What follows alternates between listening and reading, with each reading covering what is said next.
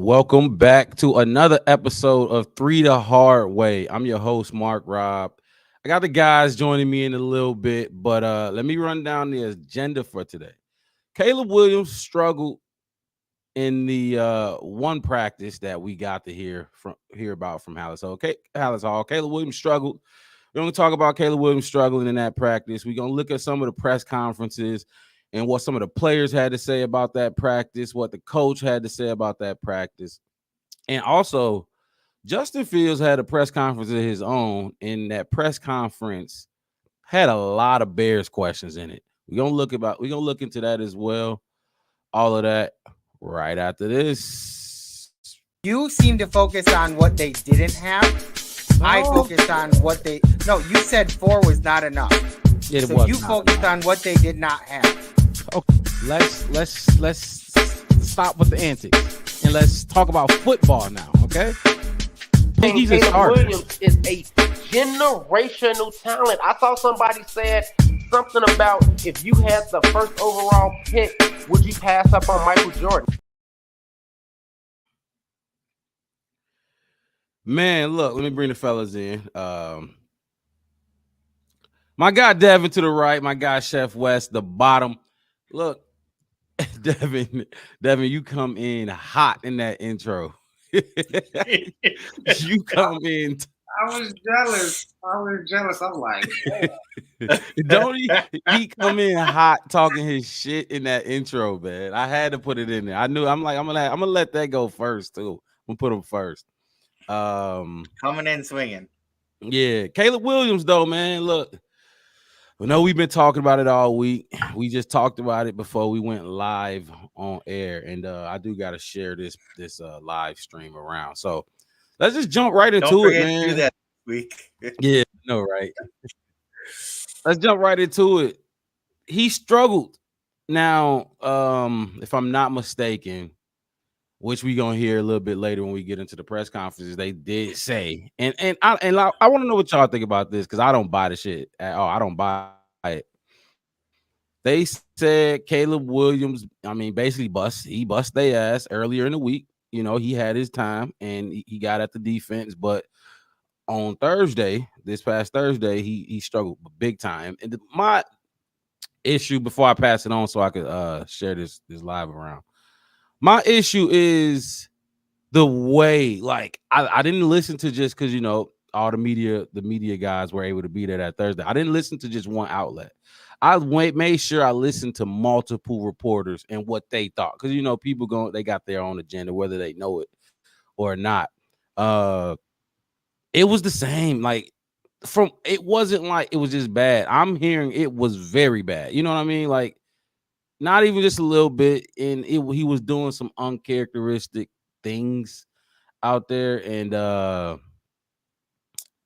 don't know. So just what's y'all initial thoughts on the practice? We obviously gonna dive more into it, but we just initial thoughts on what y'all been hearing this past week about Caleb Williams' horrible. I'm just gonna say horrible practice because that's what they saying. Any of y'all could just go ahead and jump in and take over. oh well. I mean, I could go in just like you, Mark. I did too. You know, I jumped on some of the regular podcasts. Read a bunch of articles coming out of the city, coming out of House Halls. Listened to a lot of professionals, other athletes talking about it. And for me, it's like I said before we started. It's that I got that Allen Iverson quote just rambling around in my head. It just won't leave. It's like we still talk about practice, man. We talking about his official kind of second practice, you know. And with practice, you know, you got it. To me, it's let's see what you good at, right? And then let's see what you can be better at. Let's try some stuff. Let's go. Let's test some of your weaknesses. You know, let's see if we can try this. Try that. Are you comfortable doing that? Comfortable doing that? No, you're not really comfortable. Okay, you look terrible doing that. We're gonna minimize that. We're gonna get rid of this kind of plays, or you know, work on it. You know, outside of the mainstream of practice, and just see where you're getting at. And on top of that, everybody keep acting like we don't have a pretty good defense. I'm not gonna be sitting and be like top 10, top 5, number 1 defense, wherever you want to rank us. You can't say, you know, to me, we top 5 defense in the NFL. And like earlier in that week, he ate him alive, and I'm pretty sure he was doing what he usually do. I mean, we saw the clips. I saw a nice little dump off the DJ he did earlier in the week. That was nice. That scramble lob he threw to Everett over the top was good. In that first practice where he got at him, and that next practice I'm pretty sure Jalen and Tyreek and Kyler and all those guys out there was like, yeah, nah, you're not gonna just come in here and they probably had a chip on their shoulder too, like they had to show him that he's a rookie. Mm-hmm. So yeah, I mean, I'm just saying. Keep going. This is what this is what I expect. I expect our in practice. I expect sometimes our defense gonna get our offense, and sometimes our offense gonna get our defense. I'm expecting that, and I hope that we get better for when we put it in action, and he learned from it and just move forward. But to sit here and I see a lot of people trying to jump off the Caleb wagon and are you ready to call him bust and all that? Overreaction is not even. I mean, I can't even think of a word that's 10 times the word overreaction. It's just preposterous to even question it at this point, So before we swing it to you, Devin, first of all, if you just tuning in to the podcast right now, we're going over Caleb Williams' OTA struggles. Hit that like button, subscribe to the channel. This is 3 the hard way. And we go live every Saturday about 4:30, 5:30, one of the two. Every Saturday, just breaking down the previous week in Chicago Bears news, all offseason leading up to the week 1 matchup against the Titans. Wes, so was you surprised at all? Like because this is the first time. This was like, let's just say it wasn't his first practice, but it's the first practice that we got any insight on what the fuck was going on that field. Was you surprised by the struggles that they told us about? Not at all. I saw our defense the second half of last season, and those is against NFL professionals. Mm-hmm. What you think was going to happen to a rookie? I mean, they on the same team, but they on different sides of the ball, and they got the defense got to practice. The defense got to get or at least continue to keep keep it tight. And if Caleb is that talented and all that kind of stuff, as he's the next, Aaron Rodgers or all this other kind of stuff that everybody was screaming before the draft, then the defense like he's the next Aaron Rodgers, the next GOAT, the next best thing. And if they can, learn and get better by going at him that way, that's right, exactly. Better he struggle now than later. Let's learn. That's what we do it for. So I'm not shook and I'm not bad. I'm not even shocked. It's like, yeah. If our defense was, the bottom of the NFL last season, and we had issues with what we're gonna do here and do that. Yeah, okay, cool. And then on top of it, you talk about 7-on-7 with no pads. Like it's like I said, Allen Iverson. Talk about practice. So we're gonna talk about the fact that it was 7-on-7. We're gonna dive into it, but because that is huge. That's the fact that it was 7-on-7 for it really rubs me the wrong way, because 7-on-7 benefits the offense big time. I'm not trying to, I'm not derail this. I'm gonna let Devin go unless you still got something to say, Wes. No, I mean, it's just basically that. It's just like, it's 7-on-7, and yeah, I get what your point about it. It's supposed to benefit the offense. That's true, but we're talking about a rookie's first and second time doing 7-on-7 against professional athletes. Who's been doing this for, some of those guys been out there. Only one, Tyreek. And then on top of that, we can always even bring up the fact that he was missing 2 of his primary targets that he's going to have regularly in the season. Yep. I didn't want to throw that out there, but, if you really want to talk about the fact he was hindered. We talked about that with Justin, was having weapons, and so maybe he didn't have the same chemistry he had that first practice with having his guys out there, and then the next practice bringing in some of those guys that is lower on the depth chart, probably threw him off a little bit. And like I said, who knows exactly what happened? We just going off what some other people saw. I mean, and that's it. What's up, Devin? What you thinking about Caleb Williams' struggles in his first media attended practice? At first, it concerned me. Mm-hmm. Like the first time he had to kind of go out there and show everybody that this is why he was selected first. Like, if he's supposed to be better than everybody else had been, go out there and prove it.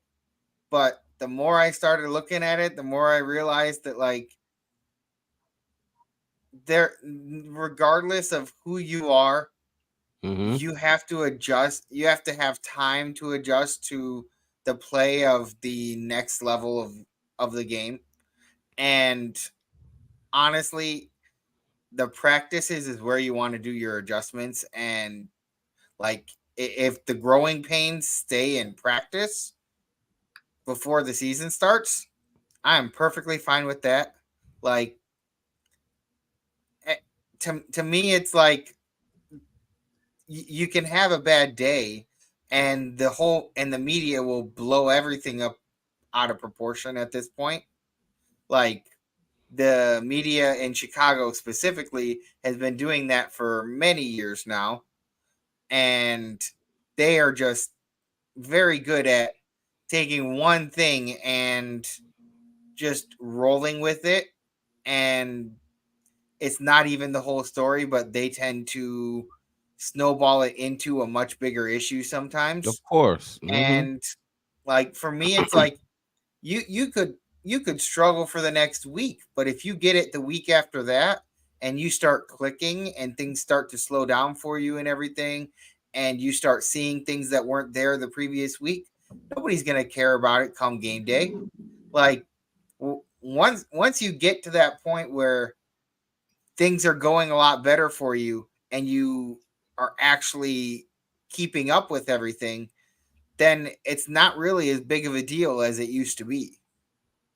So I think that it's one of those things that I'd like to see a little bit more. I'd like to see how he continues to grow. Like, if Right. he can after, because really for me the biggest thing is, how's he going to respond? Like, you go out there and you have a bad practice, how do you respond, like, the next day or the next practice? Kind of the same way of, like, if you go out there and you have a bad game, how do you respond the next game? Do you let that affect you? Like, that tells me a lot about, like, the mindset and mentality of that quarterback or of that player in general. Like, do you let your bad game, bad practice, whatever it was, roll into the next one and affect that? Or do you get to work and try and figure out where things went wrong and fix it? Because, like, we do have a good defense. Like, that makes it harder on a young quarterback, especially when we know that some of those guys have had issues with him. Like, maybe have kind of like squashed their beef in the public, but they Right. may still feel a specific way about him or a certain way. And they may have been like, okay, maybe the day before they got cooked a little bit or something like that, and they were like, we can't let this happen. And Extra they went out motivation. there and kind of like a welcome to the NFL type of moment. Not officially yet, because he isn't in his first game, but like, this is kind of like this is what you can expect when you go up against a good team. So if you can do this against the Bears in like the Bears defense in practice, if you can at least stay on a, like, I was with Wes that I'd like to see a back and forth between the defense and the offense. Some days defense will win, some days offense will win. I think if I remember correctly, last year the defense was winning most of the days, weren't they? Yep, they definitely were. And it's like if your defense is always winning, and then you get to the game day and defense isn't like obliterating the opposing offense, team. Mm-hmm. yeah, then you're in for a lot of troubles, because if your offense couldn't beat your defense and your defense can't beat the other team's offense, it's kind of like when you, like, they say that you want people that elevate you in your friend circle. If you're like, for example, if you're the one of the more intelligent people in your friend circle and you just hang out with a lot of other people that maybe don't stimulate your intelligence as much, you're not going to get any smarter. You're not going to really grow and develop as much. But if you surround yourself with people that are better than you in certain things, you are going to strive to be better at that too. And if both sides are able to kind of like find something where the other, like the defense will make the offense better, and then the defense has to adjust, and then the defense gets better, and then the offense has to adjust. If we can do something like that, honestly, that's how you just keep getting better. So I guess my question for you, and then because I guess for both of y'all, if let's say he rocked this practice, you know what I mean? Is it worth talking about it? And what I mean by that is because people's t-shirts and shorts, you know what I mean? T-shirts and shorts, no offensive, like the offensive line and defensive line is virtually non-effective. I mean, you'll blow the play dead if you feel like that Caleb would have been sacked, but people say don't take much from the t-shirts and shorts practice. That's really what I'm trying to get at. So if he would have balled out, you know, would it be worth talking about like us and every other outlet is doing? But if he balled out, do you think it would have been worth talking about it? When the first time they did 7-on-7 OTAs, he did. It was a bunch. I mean, if you look around, there's a bunch of highlights floating around the internet of it. Like I said, I pointed out a couple plays that he had. Like I said, the little dig route to DJ. I think he threw a little crossing route to Rome earlier in the week before he had that little hamstring, little tightness or whatever that set him down. Oh man. The little scramble, over the top pass average. It was pictures and videos of him looking good, and they say, "Hey, look, he's looking good." The only difference is, instead of him looking good, and we say, "Oh, he got it. He's going to be the greatest quarterback ever." We didn't say that after the first OTA. So why after him having a bad, out and we like, "Oh, he's a bust." Right. Oh, we'll regret trading him. Like, we just going straight chaos, straight, doomsday with it. And it's like, man, he had a bad practice, dude. That hopefully he get it back together. You know what I'm saying? That's what the narrative should be. Hopefully he figured out. Just like Devin said, hopefully he learned from it. But, I mean, Jalen Johnson said it, but when he got drafted and before he got drafted, hey, as long as he coming in here ready to work, that's what we looking for. He can leave all that shine stuff outside.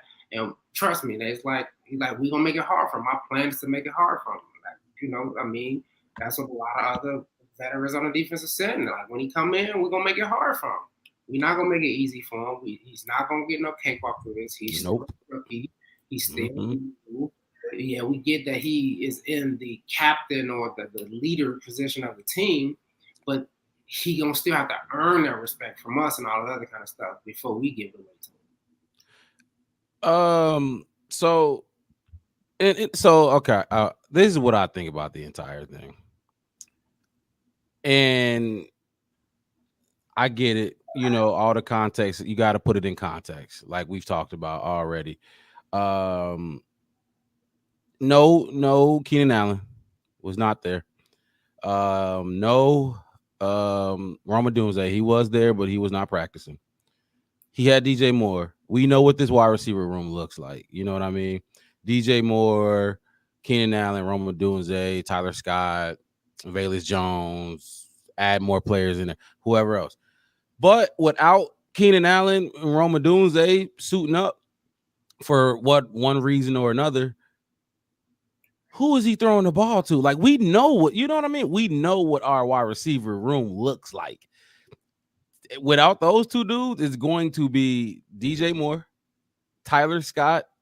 Velus Jones wasn't even there. And I'm saying Velus, I said his name a couple times like he would make a difference. But he's a 2-3 year vet now. So other than that, DJ Moore, Tyler Scott, and then you got some UDFAs out there. You know what I mean? We keep talking about how good this defense is, and when I talk about how good this defense is, I'm talking about the back seven. I'm not even talking about that front four because y'all know how I feel about that front four. But that back seven, which when you're playing 7-on-7, the back seven is all you got. That back seven is some dogs. If Jalen Johnson gonna line up with DJ Moore, he's gonna take. They gonna battle. You know what I'm saying? I ain't gonna say gonna take him out the game. They're gonna battle. They're gonna go back and forth. But let's just say Jalen Johnson shuts him down. Who the fuck you think Tyreek Stevenson and Kyler Gordon gonna let these undrafted free agents dog them out there? Ain't no way in hell. Or Tyler Scott. Or Tyler Scott, the speedster. It's not happening. They're too good. We keep talking about how good that back seven is. They're too good. They're not gonna allow some undrafted free agents and some late round pick wide receivers come out there and dog them. That ain't gonna happen. Kyler Gordon was a second round pick. Tyreek Stevenson was he, third? I think Tyreek Stevenson was third, if I'm not mistaken. But they're not gonna let that happen. So essentially, you got Tyreek Stevenson with, I don't even got the list up for the undrafted free agents that we invited to camp or signed or whatever. So I give that. I'm gonna lean in Caleb Williams' favor in that regard. I have to. I mean, he's looking like Justin Fields. He had the same wide receiver core Justin Fields had like last year, but without Darnell Mooney. Exactly, with no Darnell Mooney. That's horrible. If that defense is as good as we say they are, they're not gonna give shit up. And then they talking, they doing this, you know what I mean? And that's the defense. You have to do that. Now, 7-on-7, like you brought up, West. When I played, we look 7-on-7. You have off season 7-on-7 tournaments, this and that and the third. We dominated in 7-on-7. We played other schools in 7-on-7. We dominated. When you add that line of scrimmage, the O line and the D line, we were horrible. You know what I mean? It changed the game big time. 7-on-7 is tailored to your offense, and he struggled. He struggled in 7-on-7. It's going back. I think the last quarterback that we had, y'all, and if y'all got a different memory, let me know. Jay Cutler was the last quarterback to dominate 7-on-7 for us. You know, from my knowledge, you know since I've been following this team in recent years. Jay Cutler, the only one who's done it, and Jay Cutler, we all know what he was. You know what I mean? I give Caleb a pass because he had no weapons. I do. I give him a pass. But because I know what 7-on-7 is for and what you do it for, and what who benefits from 7-on-7, he has to dominate 7-on-7. I just want to read the first report on Caleb Williams' performance. This is from Nicholas Moriano, Bears beat reporter for CHGO. Everybody knows who they are by now. This is what he had to say. And then I'm gonna let one of y'all fellas jump in here. He said, really rough day for Caleb Williams in the starting offense. So it ain't just Caleb. You know what I mean? It's that entire bunch. Nate Davis wasn't there. I know the O-line don't do too much here. Nate Davis wasn't there. Darnell Wright wasn't even there. You know what I mean? We had a lot of bodies missing. I'm giving that in Caleb's favor. But he said, really rough day for Caleb Williams in the starting offense. A lot of incomplete passes and near interceptions. Sounds like he wasn't throwing picks, though. That's good. He said, in the 7-on-7 period, Caleb Williams completed just 3 passes. Jalen Johnson nearly had an interception over the middle while guarding DJ Moore. He said, in team period, 11-on-11. Now you add the big fellas.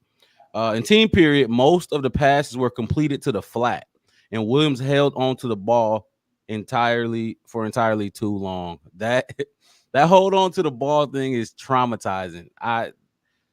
Look, I'm gonna move on. It's worth noting that Roma Dunze and Keenan Allen did not participate in 7-on-7s and team activities. Also, Nate Davis and Darnell Wright were not practicing.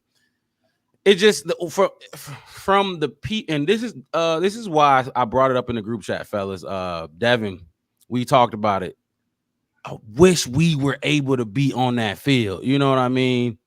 Watching for ourselves, because Wes, you said it. We're just listening to what other people think and what they saw. You know what I mean? It's different when you can get your own eyes on it. So I mean, based off the whole Jalen Johnson guarding, basically taking DJ Moore out and leaving Caleb Williams with scraps to throw the ball to. I'm looking at this is what I'm looking to, and Devin, you touched on it a little bit. You said, how will Caleb bounce back? The dude is cocky and confident. The dude is confident. We had that little debate, cocky and confidence. The dude is confident. You better fucking bounce back. I don't care. At some point, I can't keep making excuses. I get it. It is early. It is very early. He got some room for some excuses. You know what I mean? But I told you, I'm not that nice. That man signed a what? He was number 1 overall pick. Signed a what is it? 4-year deal with a team option worth $35 million. Has he actually signed already? Dude, I need you to bounce back. You know what I mean? I need, like you said, Devin, how will he bounce back? He gonna have to do that at I think what's coming up next. I think mandatory mini camp is coming up next. He got to bounce back in that regard. So that's how I feel on that entire situation. I'm not giving him a big pass, but I get it. I do get it. You ain't got nobody you throwing it to. The undrafted free agent asked, look, let's look at it this way. Say we go into the season, right, fellas? And Keenan Allen goes down, knock on wood. Roma Dunze goes down, kind of like it was, We're going to sign proven veterans to fill those, if we need to. It's not going to be a room full of undrafted free agents. You know what I mean? It's going to be experienced wide receivers who we bring in to help Caleb Williams in the season. This is in season. For right now, they're not going to do that. They waiting for their guys to get healthy. And when training camp comes around, that's when they're going to hit the ground running. That's what I think about that. Any pushback on what I said, or any, you agree with something I said, or what y'all thinking about that? It was a lot. I said a lot. I know. I mean, I'll just go real quick. I just to connect the pieces on what you said and kind of like wrap up. Am I tripping? Can you hear Wes or no? Yeah, I can hear you. Yeah, I didn't know if Devin wanted to go first or not. That's all. But hey, keep going. But like I was saying, just to kind of tie everything you said up, I mean, the only person you brought up was Jake Cullen. We're talking about Jake Cullen was already a proven veteran. He had been to OTAs already. He knew what he was doing when he put on that Bear jersey. So for me, I don't think that's a major surprise that he dominated the 7-on-7s.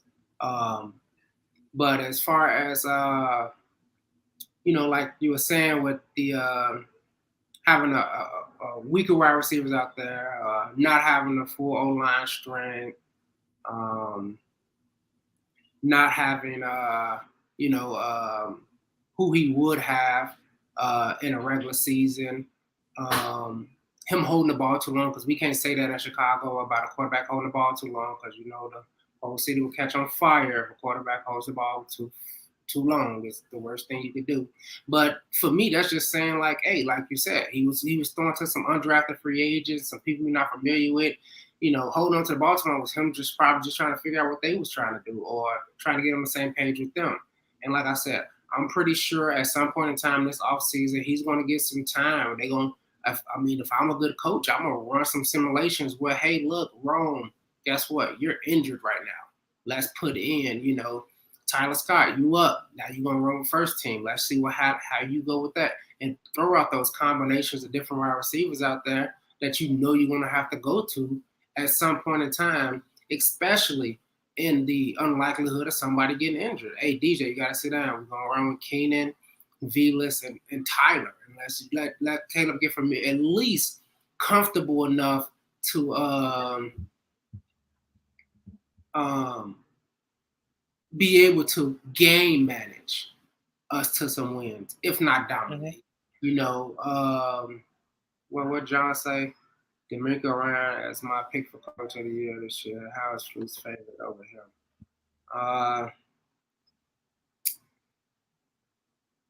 We'll see. I mean, like I said, I'm not going to talk about Flus. I'm not big on Flus. This is Flus year to prove to me that, you know, he can even get my vote for coach of the year, or even just to be our coach, period. So, you know, I mean, I'm with you there, Wes. Yeah, but just about what's going on,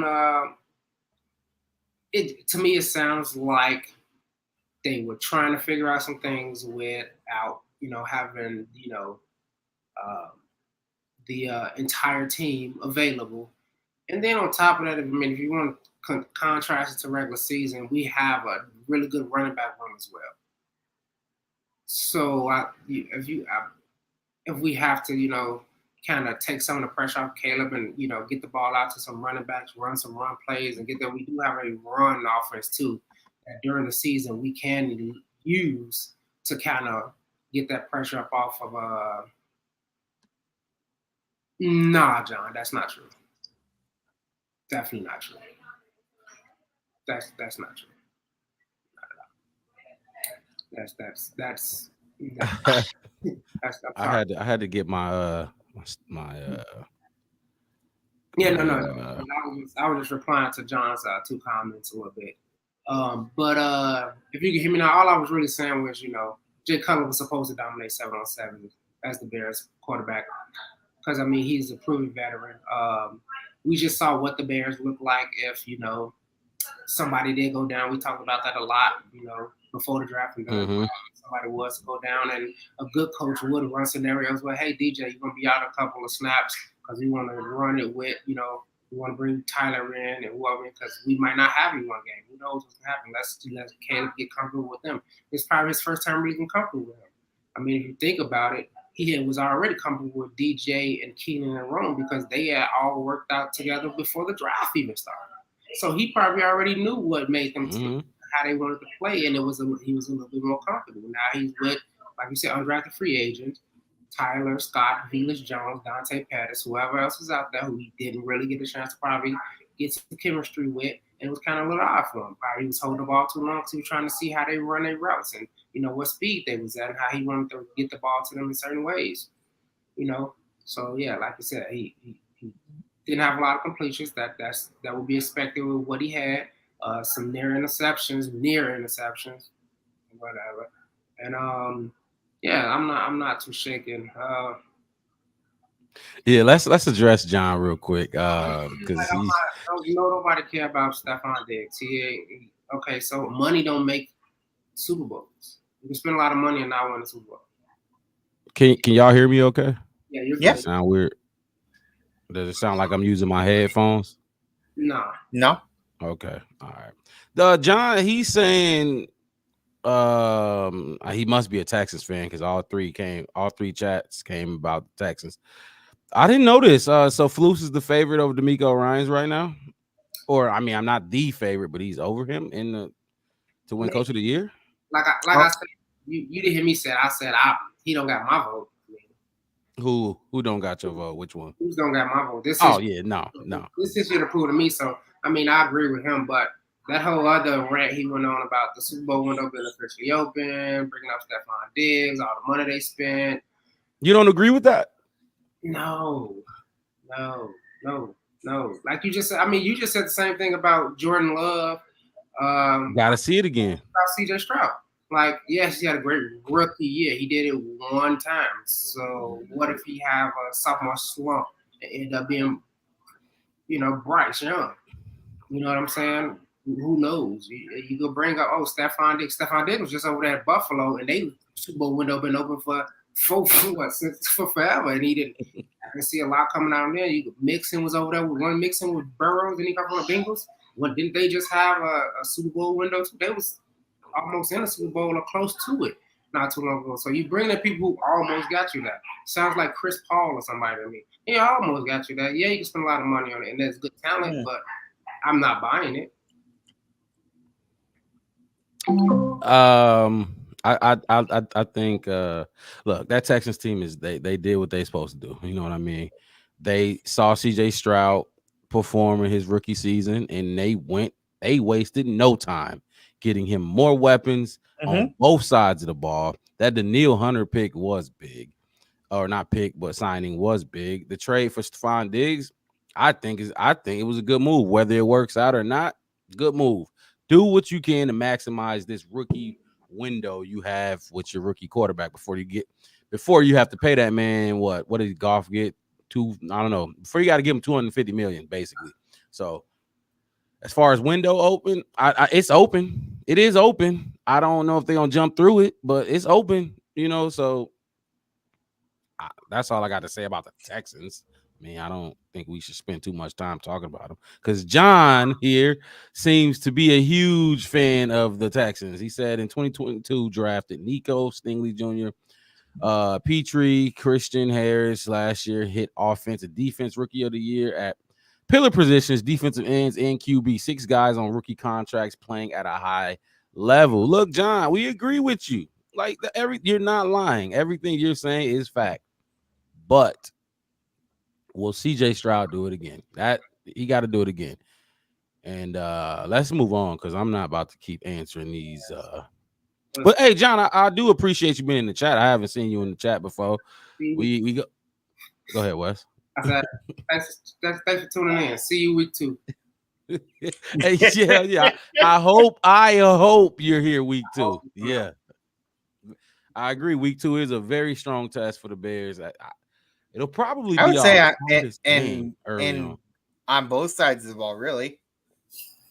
It'll be a big test for our offense against their defense, and it'll be a big test for our defense against their offense because, they've got a lot of good pieces on their offense. So just so you guys know, they're playing the tornado warning siren here at my place. So if I end up having to leave, you'll know why. They those storms been rocking the Midwest this whole past week. Like I sent y'all the messages in the group chat. Like we didn't have no tornadoes, but we had some 80-mile-per-hour winds coming through Madison. So the Midwest been getting rocked by these damn thunderstorms and shit. John said Jalen Johnson and Stevenson, you will learn a lot about them versus Diggs and Nico. Maybe I think I like Nico Collins. I don't think you know what I mean? I ain't saying he not good, but right, yeah. JJ and Spider-Man gonna take it. For sure. For sure. You got superheroes, all right. So let's just jump into some of the absences and then what y'all think about these players not being there for one reason or another. Obviously, this is voluntary OTAs. You can't force these dudes there. You can be upset about it, but you probably shouldn't, and let me know if I'm missing some guys that y'all got that I don't mention. Montez Sweat was not there. Velus Jones was not there. Keenan Allen was not there. Roma Dunze was there, but not participating. Darnell Wright was not there. Nate Davis also was not there. Am I missing anybody? Did you say Keenan Allen? Yep, I said Keenan Allen. I thought I didn't think I heard that one. I mean, those are the guys that I know. I didn't know Montez Sweat wasn't there. That was me. Yep. Montez was not there. I'd rather them do it now. I mean, was it last season that I think Tevin was gone for a week or two because he had a baby or something like that? Get it all out. Tell your wives and them drop them babies now. Have all the kids' birthday parties, OTA, grandma birthday. Get it all out the way right now. Just do a whole celebration. Just everything. Christmas, Thanksgiving, celebrate it in July. All of it right now because I need you ready. I think Jalen Johnson wasn't there last year because he live in Cali. He did not move his family to Chicago. Yeah. That man like to chill as long as he can in Cali before he bring his ass to Chicago. Like but he there. It's voluntary. If you didn't have to be that, don't come. Just take your time. If you get some rest, get it all out. And like I said, when it's mandatory minicamp, that's when I get worried. Yeah, because there will be times when you like you said, mandatory. You will have to be there. So, Stroud won a playoff game year one. His first playoff game had 16 straight completions. This offseason is just throwing nasty no-look passes at OTAs, finding the ball all around and mixing. Nico Diggs. That's good for CJ. That is good for CJ. I'm not a hater. I'm Devin. I'm an Ohio State Buckeye guy, so that's good for CJ. But I mean, nothing against we a Chicago Bears podcast though. That was fine. You keep talking about I'm so happy he jumped in. I want all. If you a fan of anybody we play this season, come on down. Get up in here because I want you. I want all the smoke. I want it all. You can talk about it. You can talk in hindsight. Possibly, Caleb possibly can win a playoff game year one. It's not a. That was loud as shit. We didn't hear. I saw the flash. Yeah, I didn't hear nothing. Like my whole house keep looking like this, like somebody coming finna run through your house. Yeah, but yeah. Oh God. I can see, yes, John. I can definitely see Caleb winning a playoff game his first year. I mean, look at what the league is right now. Brock Purdy went to Super Bowl. Jordan Love beat Dallas in Dallas. Exactly. So don't act like being a rookie or first or second or third year is like, oh gosh, you can't do nothing. Like, let's stop acting like that's the, this is the new NFL. Kids is coming out hot and ready. And if CJ Stroud was so great, why was he picked first? Devin, we don't got tornado sirens on right now, but it's definitely, them storms is hitting right now. We're not about to keep touching on the Texans, like I said. John, keep coming with the Bears, your Bears chats, and we'll be happy to get them on screen and talk about them. Appreciate you in the chat, of course. If you're just tuning in to the Black Bear podcast, this is 3 the Hard Way. 3 the Hard Way comes on every Saturday. My guy Devin, my guy Wes, we all jump in here. We talk about the Chicago Bears previous week and just recap it and just let it all hang out and express our frustrations, our feelings towards this Bears team and the direction they're going. Let's move on. And yes, we know it's Sunday. Oh yeah, it is Sunday. Has good point. We did yesterday, so we had to push it back. Adjust. Cool. Yes, and I appreciate y'all fellas working with me doing that. Look, this is what the defense, and this is what I'm taking away from what's going on in OTAs at this moment. We still got training camp in 56 days. The defense will have to step up. You know what I mean? And not just step up. I'm the week 1, week 2, week 3, week 4. The defense is going to have to carry this team. That's the way I'm looking at it. I don't think it'll be Caleb doing 300-yard passing games, not even 250. I don't see it. I think the defense will have to step up and be the force of this team at least the first 4 weeks. I mean, as they should. They should continue what they left off last season. Week 1. I don't want to hear no nothing else. They should come out like like the season never stopped. And that's what I say. I'm not as nice as y'all fellas. I love our defense. I do see the weaknesses. We have, to me, fellas, we have major weaknesses on that defense. But look, if they can pull it off and if they could pick up where they ended last year, we'll be fine. No doubt about it. Like, we will be fine. The Bears, Wes, the defensive line. Don't worry about the line. I already know about the line, but I got some insight.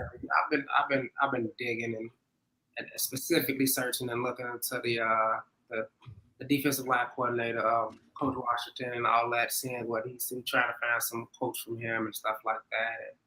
And I got a little good news for you too. Okay, look, change my mind. You know what I mean? I'm not opposed to having my mind changed because you know how down I have been. Make me smile a little bit. You know what I'm saying? Give me something to look forward to with this D line because Javon Dexter and DeMarcus Walker and fucking who else? I'm not gonna say Sweat. Don't bring up Sweat. I don't talk about Sweat. That's too easy. I mean, like I said, I'm not gonna bring up the new guys because they're gonna be new. I ain't gonna bring Austin Booker or because we more than likely gonna have Randolph as well. But we still got those two coming in. But since if we can jump in there real quick. Let's jump into it. I want to be happy. Made me smile real quick. I read an article. It just came up on my feed, and it's talking about how the same reporters that were talking about Caleb talked about the defensive line and said they looked much better than they did even at the end of last season. One specifically, Javon Dexter. They said he looks leaner, looks bigger, looks faster. And then they ended with a little fact that I didn't know because I already looked into it. Mm-hmm. First 9 weeks, he has 0 sacks, 9 tackles, only 3 hits on the quarterbacks in 9 weeks. But from pretty much when they got Montez Sweat on, mm-hmm. he had almost 3 sacks, 11 tackles, almost 9 hits. And they say he looks 10 times better than he did at the end of the season already. He's leaner, he's quicker, he's faster. They still working on a lot of his technique stuff, like getting his pad placement, getting up in there. It's a big boy. Specifically want him to do because the first 9 weeks they didn't exactly know what they wanted him to do. I guess they really wanted him just to hit that gap, but he was more used to reading and reacting. As far as what I read was correct in college and coming, which was contributing to I guess it was contributing to him getting off the ball slow. Right, getting off the ball slower. They say he's off the ball much quicker, a lot of stuff. He knows what his job is as an NFL player because he was kind of, I guess you want to say, stuck in his college ways the first half of that season last season. So, right. I think that could have been a thing. And like I said, if you look at the defense, everybody talks about week 10 on pretty much when we got Montez Sweat on, and everybody is looking better. And with what Montez Sweat did, this is like anything else. You look over at somebody else that's, doing something like even when we first started this podcast, we had our first conversation. I was like, oh man, I got to get some numbers because I see how my ride like come to numbers. I got to get some takes because, Dave be laying down some lines that, I want some sound bites too, So I have to step my stuff up too, just like it's like anything else. And I think a lot of these guys is really going to do that. And I think, like I said, I think Montez Sweat was a big thing. And I know a lot of people's looking at us to go get like, Latu or Javon Curse or these like instant, like almost guaranteed, like go, get a veteran because you see a lot of these nice, good defensive tackles that's leaving these teams, mm-hmm. which, like I said in the group text, it ain't over. Mm-hmm. And a lot of these guys still ain't got no job. And a lot of them might be getting desperate too towards the end. Be like, man, look, I signed for the vet minimum. Yeah, just let me get on the team. Give me 3 guaranteed years, then I'll come for that much. I know how you is in way Pose works. You're like, okay, cool. If this is what I got, this is what I think I can work with. And I'll let some of these other players sweat it. No need to jump, no knee-jerk reactions. You know how Pace was. Pace, as soon as somebody put out an article that, oh my gosh. Oh man, we need a new flag boy. He go out there and pay somebody at the gas station $300,000 to come down and on flag. Like he just lost, oh man, he was giving away draft picks like he didn't need them no more. Like he had it, like he's gonna have his team same players for 20 years, and he was like, oh my gosh, it was, it was just it was a shit show. And like I said, I believe in what Pace doing. I think he knows how to set up a team right. And do I think we like the best defensive line that we could possibly be? Not at all. Do I think we can improve? Of course we could. Of course we can improve that. So when I say this, what do you think? The Chicago Bears have the worst defensive line in the division. I'm not too sure I agree with that. Talk to me. I don't think Minnesota's is that good as after they lost Daniil Hunter. I think that theirs took a drop. Like they, I don't remember seeing them sign somebody that took his place, like that filled his shoes. As far as like the impact he made, so I don't know. I think that like our division is tough right now, anyways. But like you throw Montez Sweat into the equation, like I know we were taking him out of the equation earlier when we were talking about it, but like if you throw You can him put into him the in here. equation, like he's better than a lot of the other edge rushers in our division. Not So saying all, I'm just saying a lot.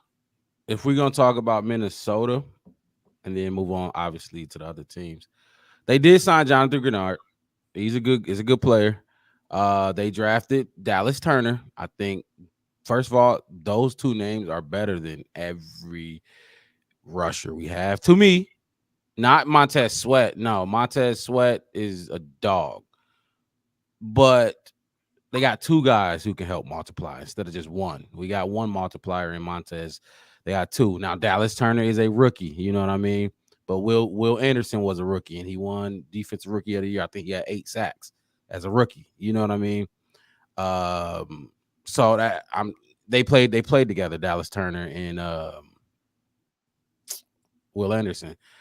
I expect Dallas Turner to get 6 sacks as a rookie. Let's just say 6, not 8. That's 8's a really good rookie year. Just with those guys, and I'm sure they got some other dudes on that D line. I don't know. Dominique Robinson, he needs to be cut. Like we're carrying dudes like for what? Dominique Robinson was a quarterback. What are y'all trying to do? He was a receiver at one point. You know what I mean? What you think, Wes? How do we stack up against Minnesota? Honestly, if you ask me, I mean, it's arguable. Your statement is arguable. I mean, I can, like you said, you got to bring in Javon Curse. I can say, Keith Randolph from Illinois wasn't nothing about your eye yet. He had a great senior year because he was over there with Johnny Newton. I forgot his stats. I know we talked about him. He was one of the defensive tackles I talked about being actually drafted, and we got him undrafted. Yep, that's a fact. He was a lot of boards to coming out 3rd, 4th round pick.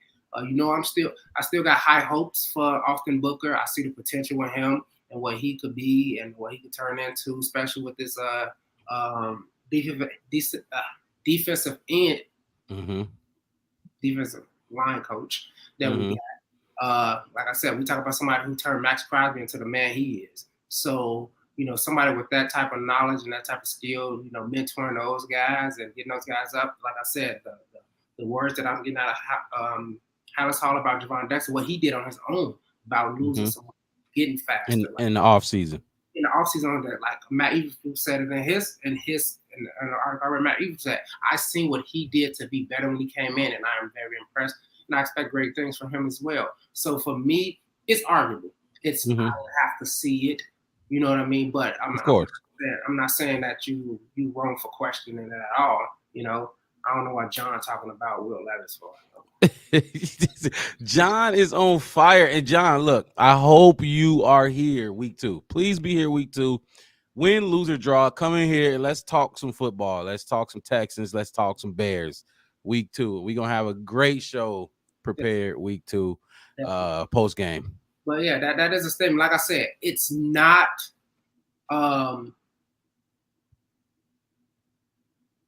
what we would want it to be. Don't get me wrong. Like I would want the defensive line to be a lot better. Like I would. Hell yeah. Talked about those defensive tackles. I brought up about 5 or 6 that I would love to have. On the other side of Montez Sweat and all that kind of stuff. But I don't think it's as far as the entire NFL. I don't think it's a lot of worse. We could have a way worse defensive line.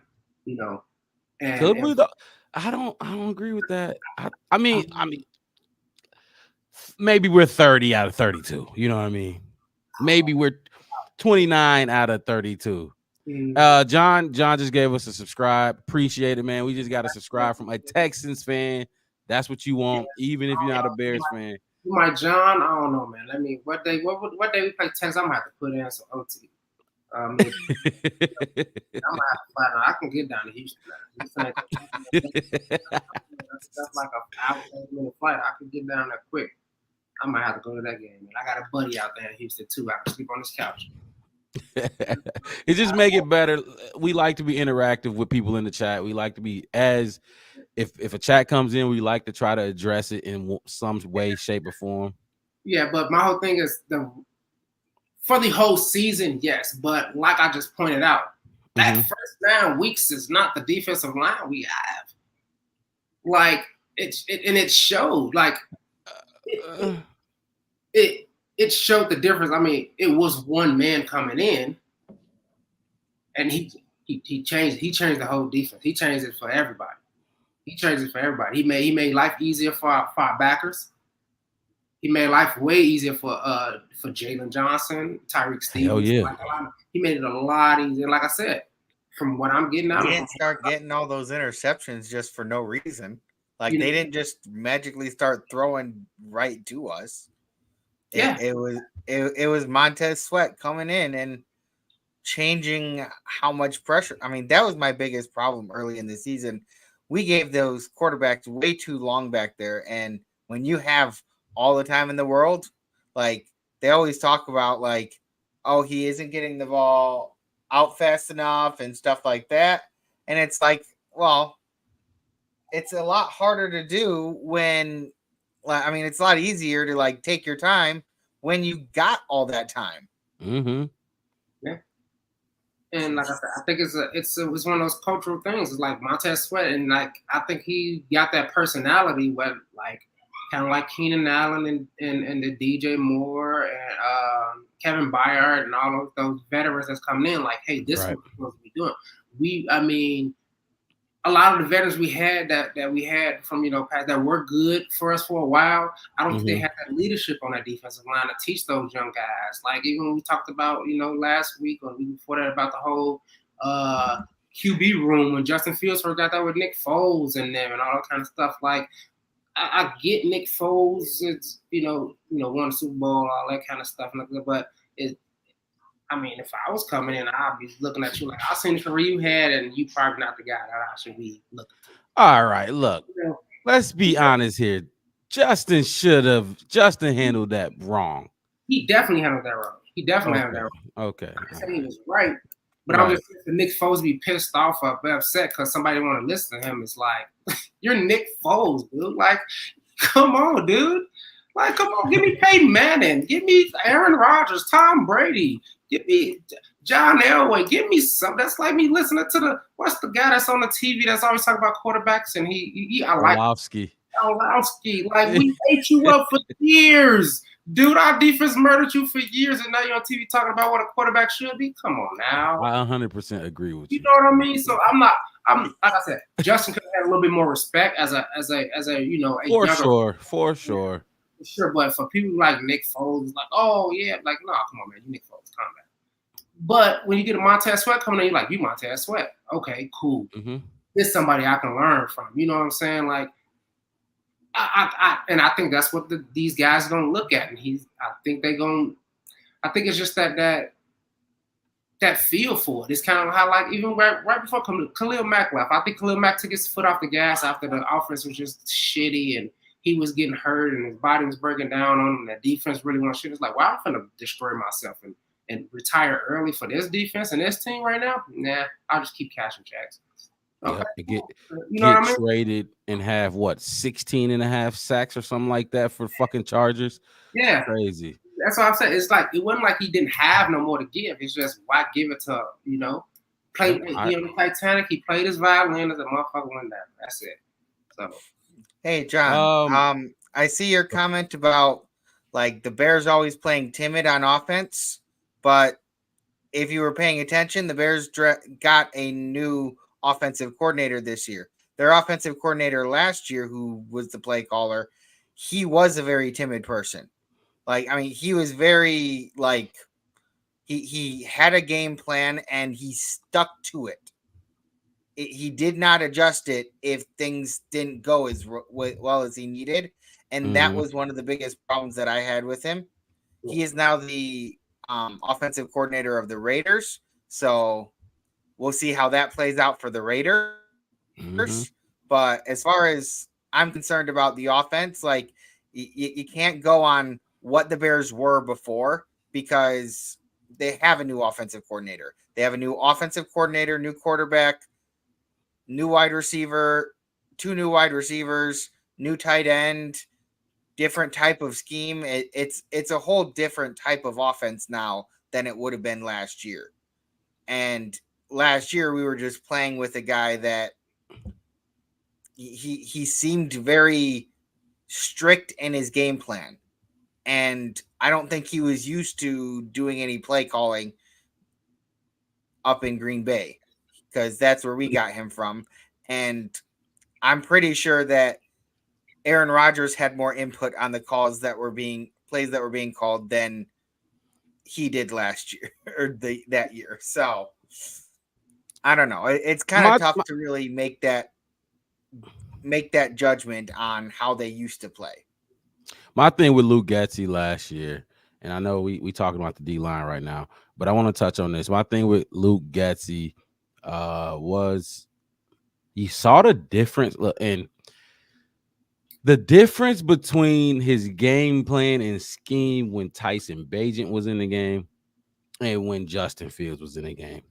It pissed me off because he could have ran the exact same scheme. He didn't do that when it was evident, like it was obvious when Tyson Bagent came in. We ran the ball. We was using Deontay Foreman to just bulldoze through dudes. We ran the ball way more. The pass plays were more like simple. He simplified the playbook big time, and rightfully so. Tyson Bagent is an undrafted rookie. Justin Fields was a 3-year first-round talent. I get it, but you cannot. Don't force it. You know what I mean? It's not working. It wasn't for one reason or another. It wasn't work. The scheme worked when Tyson Bagent was in the game because we ran that fucking football. Man, I love Deontay Foreman.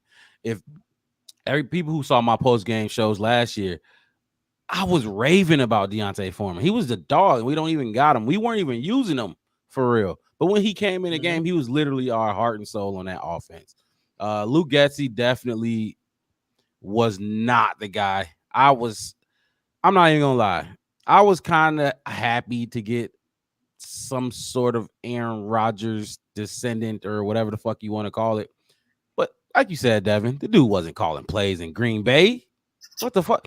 Matt LaFleur was lucky if he got a word in when Aaron Rodgers was there. You know what I mean? So that's what I gotta say about that. Wes, you want to touch on that before we stick on this D line? Because I think this D line conversation needs to be had. Next, if you want to pop it up there real quick, John's next comment. That one? Yeah, Devin already said it. We do have a new. We should have had it. We probably should have brought in a new head coach. Oh, I didn't see that. Yeah, hell yeah. Okay, can we all agree if it was up to us, Flus would not be here? I don't agree on that. Like I saw a lot of improvement from the defense, and to me, you guys can disagree all you want, but which we will. I know. I saw exactly how much like he had way too much on his plate, and for me, that was the problem. He was doing the job of a defensive coordinator and the job of a head coach, and for some reason they weren't like I don't think that he's perfect. I don't think Ryan's down in Texas is perfect. I don't think any head coach out there is perfect. Okay. At the same time, I look at it as like, hey, he adjusted where he needed to. The players are behind him. They would run through a brick wall for him for some reason.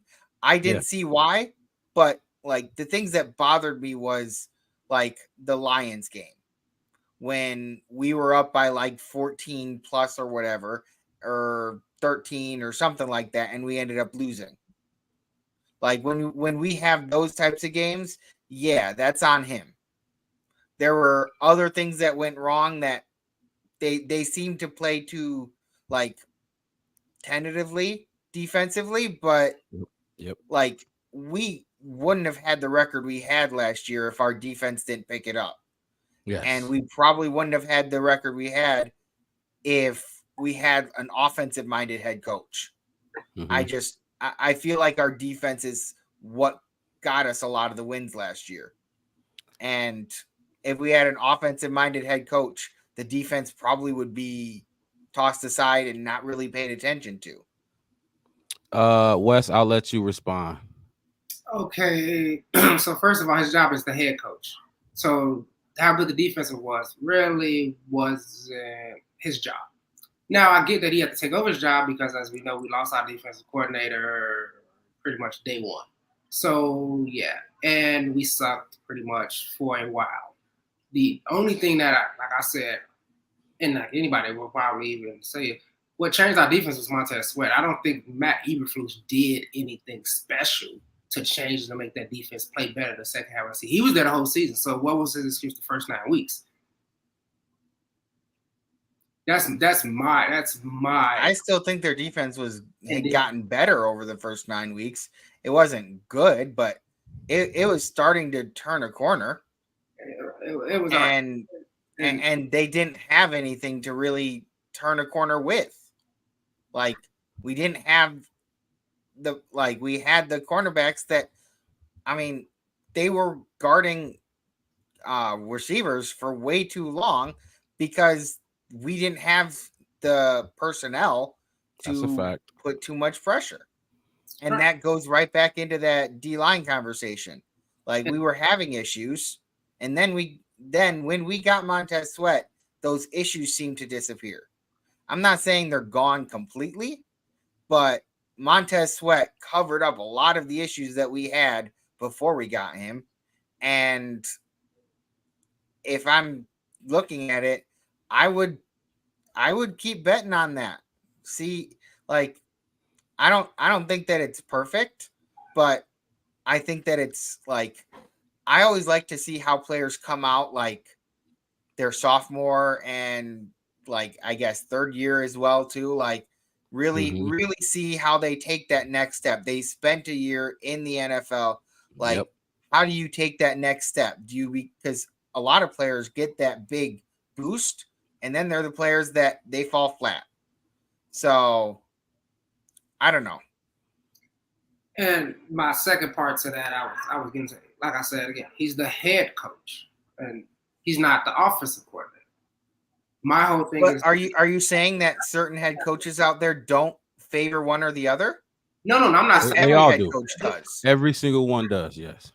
Every single one. Either you're an offensive head coach or you're a defensive head coach. I understand and I respect that because you have to come up one of those branches to get to the top. My whole thing is he lost control of that team.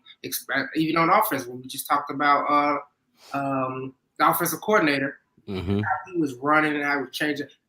You watching it, you're his boss. You need to come to him and say, "Hey, bro, look, these things, certain things is not." We fans saw it week to week to week. Like, why are we still allowing him to run the offense in his way? Eberflus should have sat down and like, "Hey, dude, this is not working. We should have pulled Claypool out of the game like his second weekend, looking at how he was playing. Like, hey, dude, you're not even actually playing.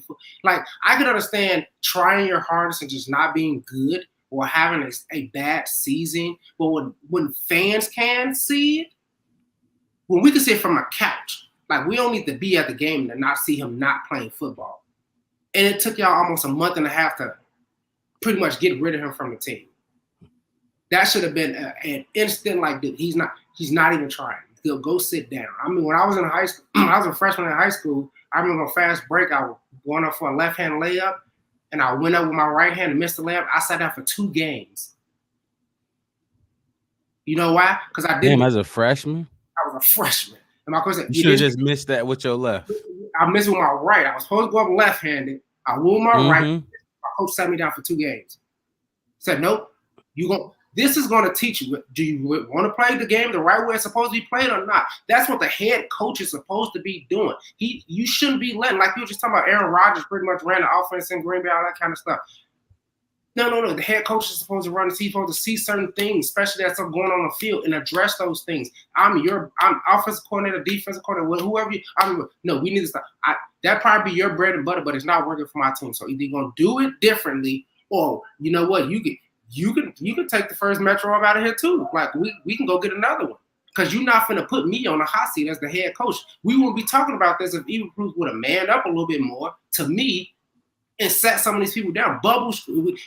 We died by bubble screen last season. He just, dude, stop doing it. No, I'm not gonna call that. No, call another bubble screen. I'm putting you on the first red line out of here. Like, you're gonna be gone, dude. Like, call another. It's not working. It's not like change up. What is your? If you came to me and he was like, yeah, we're gonna run 15 bubble screens next week against the Titans, like, dude, that didn't work last week. It's a different. No, we're not doing that. Like you said, our personnel is not good enough for it. That's not what's gonna happen. Blah blah blah blah. And that's why I feel like I have a disdain for Eberflus. Now, the reason why I will give Eberflus the benefit of the doubt, where I'm like, okay, he's still our head coach, I'm not too mad, is because he did lose his defensive coordinator. He did have players like Claypool and a lot of players that gave up kind of during the season last year. He didn't, you know what I'm saying? Justin Fields wasn't really good at all. We didn't have a lot of wide receiver options. Felix Jones was muffin punts and all that kind of stuff. So oh my God, that's why I'm giving Eberflus the benefit of the doubt to let's see. This is his season. Yeah. But for me, he didn't address what he was supposed to address last season. So do you have the balls to do it this season if shit starts to go sideways and we need to make some adjustments? Well, but here's the thing. They fired him. Like they said, Getsy, get your ass out of here. So at the end of the day, it's like, I mean, they had the balls to fire him. I mean, Chicago is known for not firing head coaches mid-season, and maybe Eberflus is just like sitting there like, if we try and get rid of Getsy and he has to take over the offensive coordinator duties as well as the defensive coordinator duties and the head coach shit, like he might have felt like that would have been too much. And maybe, who knows, maybe he wanted to. Maybe he went to Poles and said, we got to get rid of him. And Poles is like, we can't do that. Like, I mean, that could have been a thing. That could have been my whole. So I'm with you that this needs to be his kind of like coming out party as like, this is how he is as a head coach. For me, everything that happens on the field, Eberflus, let's get to the field. He could have stopped it before it hit the field. Play calling, personnel, that's his job. That was a lie, John.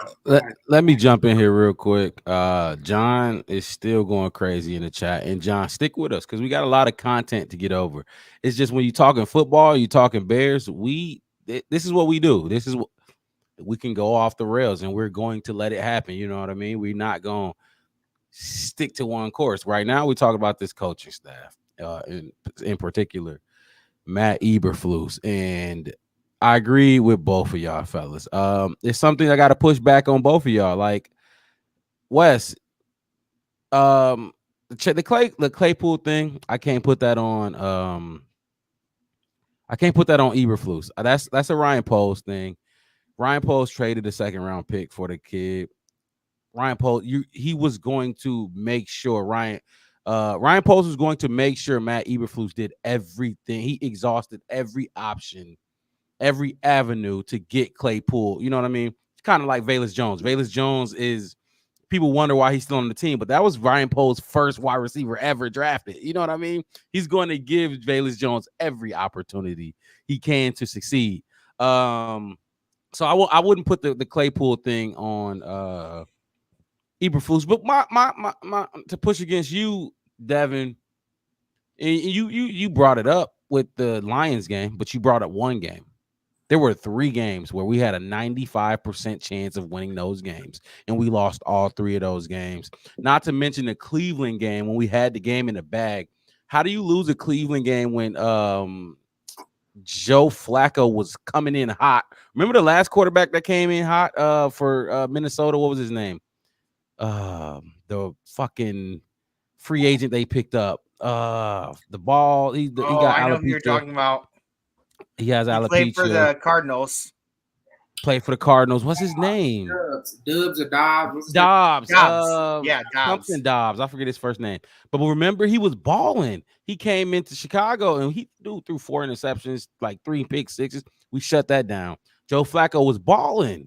I think he won comeback player of the year. Came into Chicago, or we went to Cleveland, whatever. And he threw like 3 picks and 2 pick sixes, and we still lost that game. And you know why? The last play, not the last play of the game. It was 3rd and 15. I know y'all remember it. 3rd and 15. Eberflus draws up the play.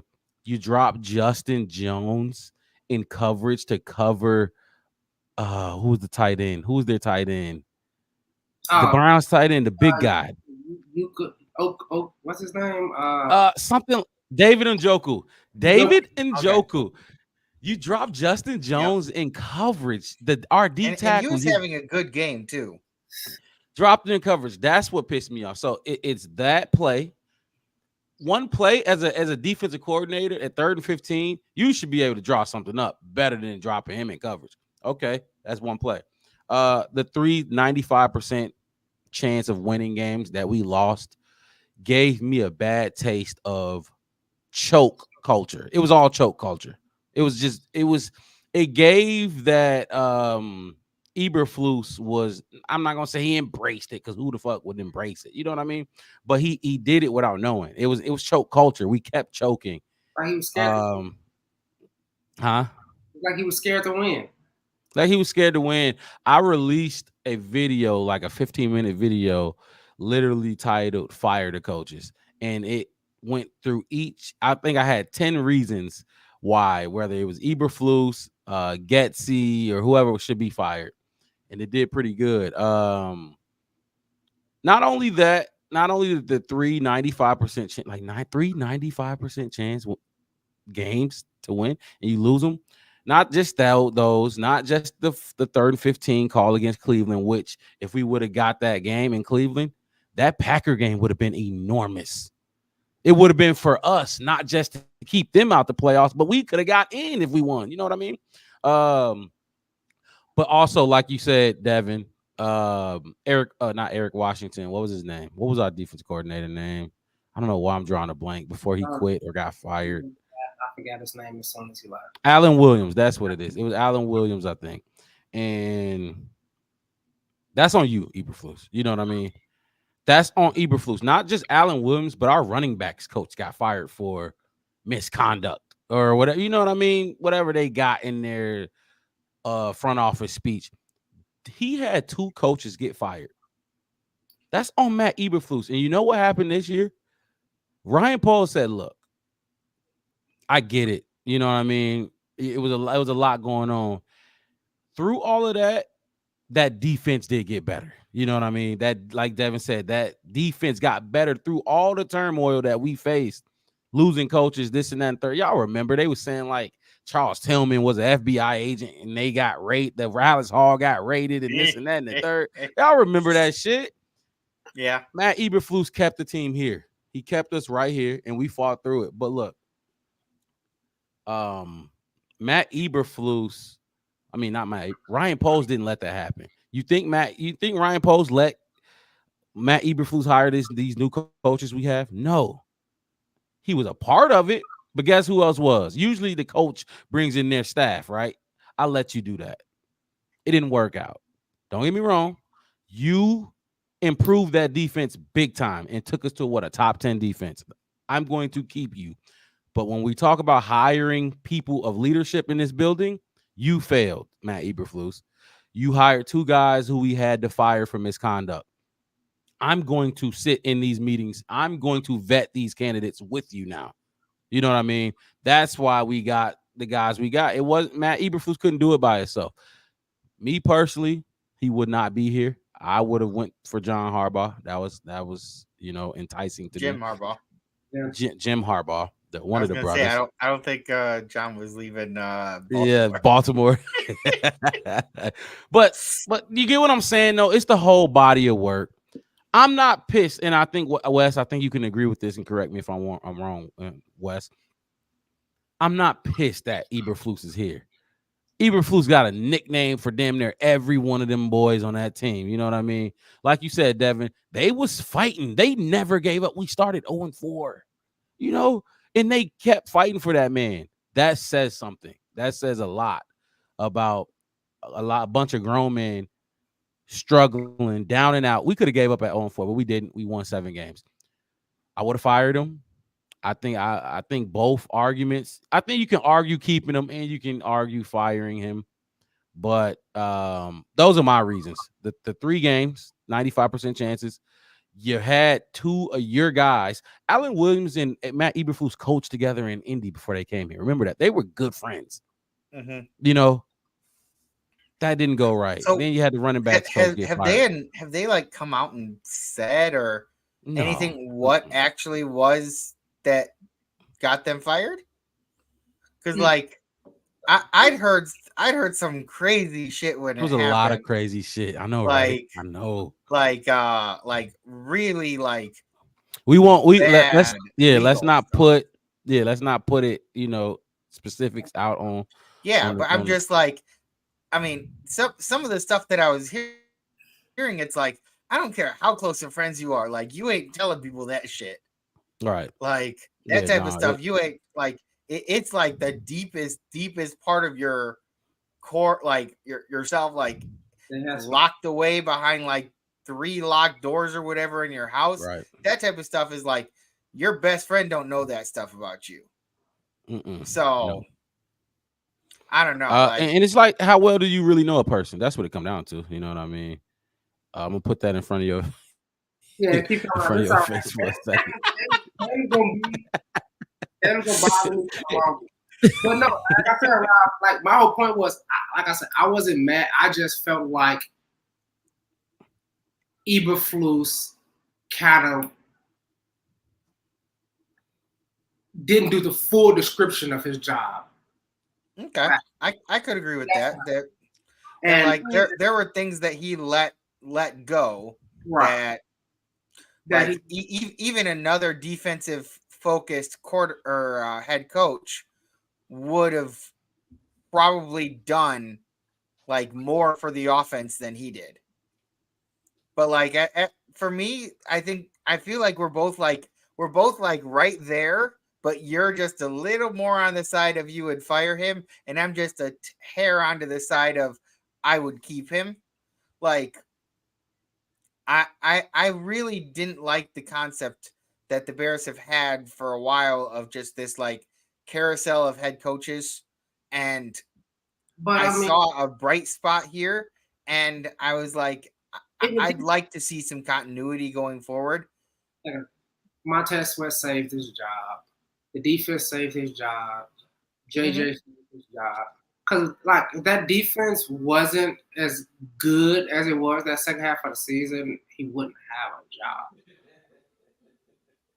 I'm with you. If he did more than just like we know you know how to coach a defense and coach a good defense. You're a defensive coach, but you're no longer the defense. It's like if I was the governor of Arizona and then I won the election, now I'm the president of the United States. Yes, I know how to run a state, but now I'm the commander in chief and I run the country. I can't just be like, oh yeah, well, Arizona's good. They okay. They're not complaining. But what about the other 49 states? Like his job is more than just that defense. And if he can do the same thing with that, what he did with that defense, with Poe's giving him what he needs, and Poe's kind of like you just said, Mark, we could tell that Ryan Poe's took kind of command of that staff and was like, I'm gonna do this, I'm gonna do that. That's what I'm saying is Poe should have been doing that. I mean, Flu should have been doing that last season, like taking, hey, look, you're not doing it. You can't do this. This is what we're gonna do. Yeah, Ryan Post, you gave me a shitty wide receiver. I'm sorry, but he can't play for me because you know what I mean? Like your job is on the line. Like I'm not gonna get fired because my coworker don't want to work. Right. You know what I'm saying? So that's not what I'm doing. I think Flu's kind of letting a lot of stuff get away. Lucky for him, like I said, Montez Sweat, Jalen Johnson, Tyreek Stevenson, those guys and all of them saved his job.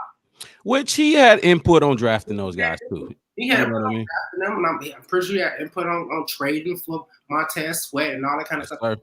If they didn't do as well as drastic of a change that we saw in that defense, or the numbers didn't show that drastic, if he was still just trending upward, I mean, it's the same narrative that they gave to Justin Fields about, hey, look, we gave you some weapons and stuff, and yeah, you was a little bit better, but like Poe said, are you the reason we win in games? Right. You see what I'm saying? Was Matt Eberflus the reason we was? I could say either or. I could push it both ways. And like I said,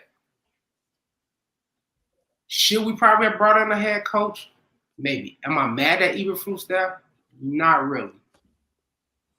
I mean, at Right. this point, now what we want to see is, now that you're sitting at a point where you've got a defensive coordinator, and from what I've heard about the defensive coaching staff that they brought in, like the pieces that they brought in, like they're very well respected around the league, Yeah. and they brought in a good offensive coordinator. And like, now the question is, okay, how are you as a head coach when you can focus on being a head coach? Last year you had issues dealing with your offensive coordinator. This year, if you have, I mean, hopefully we don't have those issues. Like that would be the perfect world, is we don't have issues with our offensive coordinator. He comes in, he does exactly what we need him to do, and we start winning games. But if you start getting some issues with like the offensive coordinator and like stuff like that, does Flus step in and take over? That would be the question that would come up. And which came up with Nagy, and Nagy did step in. And no. Nagy didn't. He had to relinquish play calling duties. You know what I mean? And then he took them back because we all know how obsessed with play calling he was. With Shane Waldron, my only thing with Shane, because you're gonna have people who didn't like him, people who do like him, and obviously the people who rave about him. My thing with Shane Waldron is, can you get can you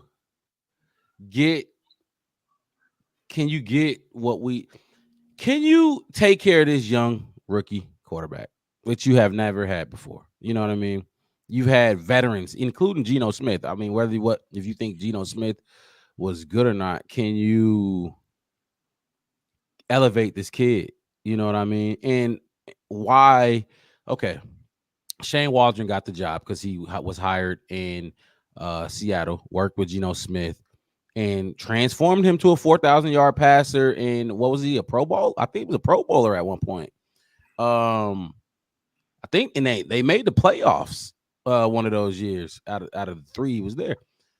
Why didn't you get the head coach? You know what I mean? Usually when you do that, because look, let's just be honest. If Shane Waldron snaps with Caleb Williams, he will be a head coach. He won't be here long. You know what I mean? What happened? Why did you make a lateral movement from offensive coordinator to offensive coordinator instead of going from, because you had success in Seattle. So why didn't you go from offensive coordinator with that success, head coach? You went from offensive coordinator to offense. That usually doesn't happen. I mean, look around the league. DeMeco Ryans in Houston, he was a defensive coordinator. Elevate head coach. And like, why? Well, then you have Eric, the one guy from Washington, Eric Washington from Titans. No, Eric Bieniemy, the guy from the Commanders.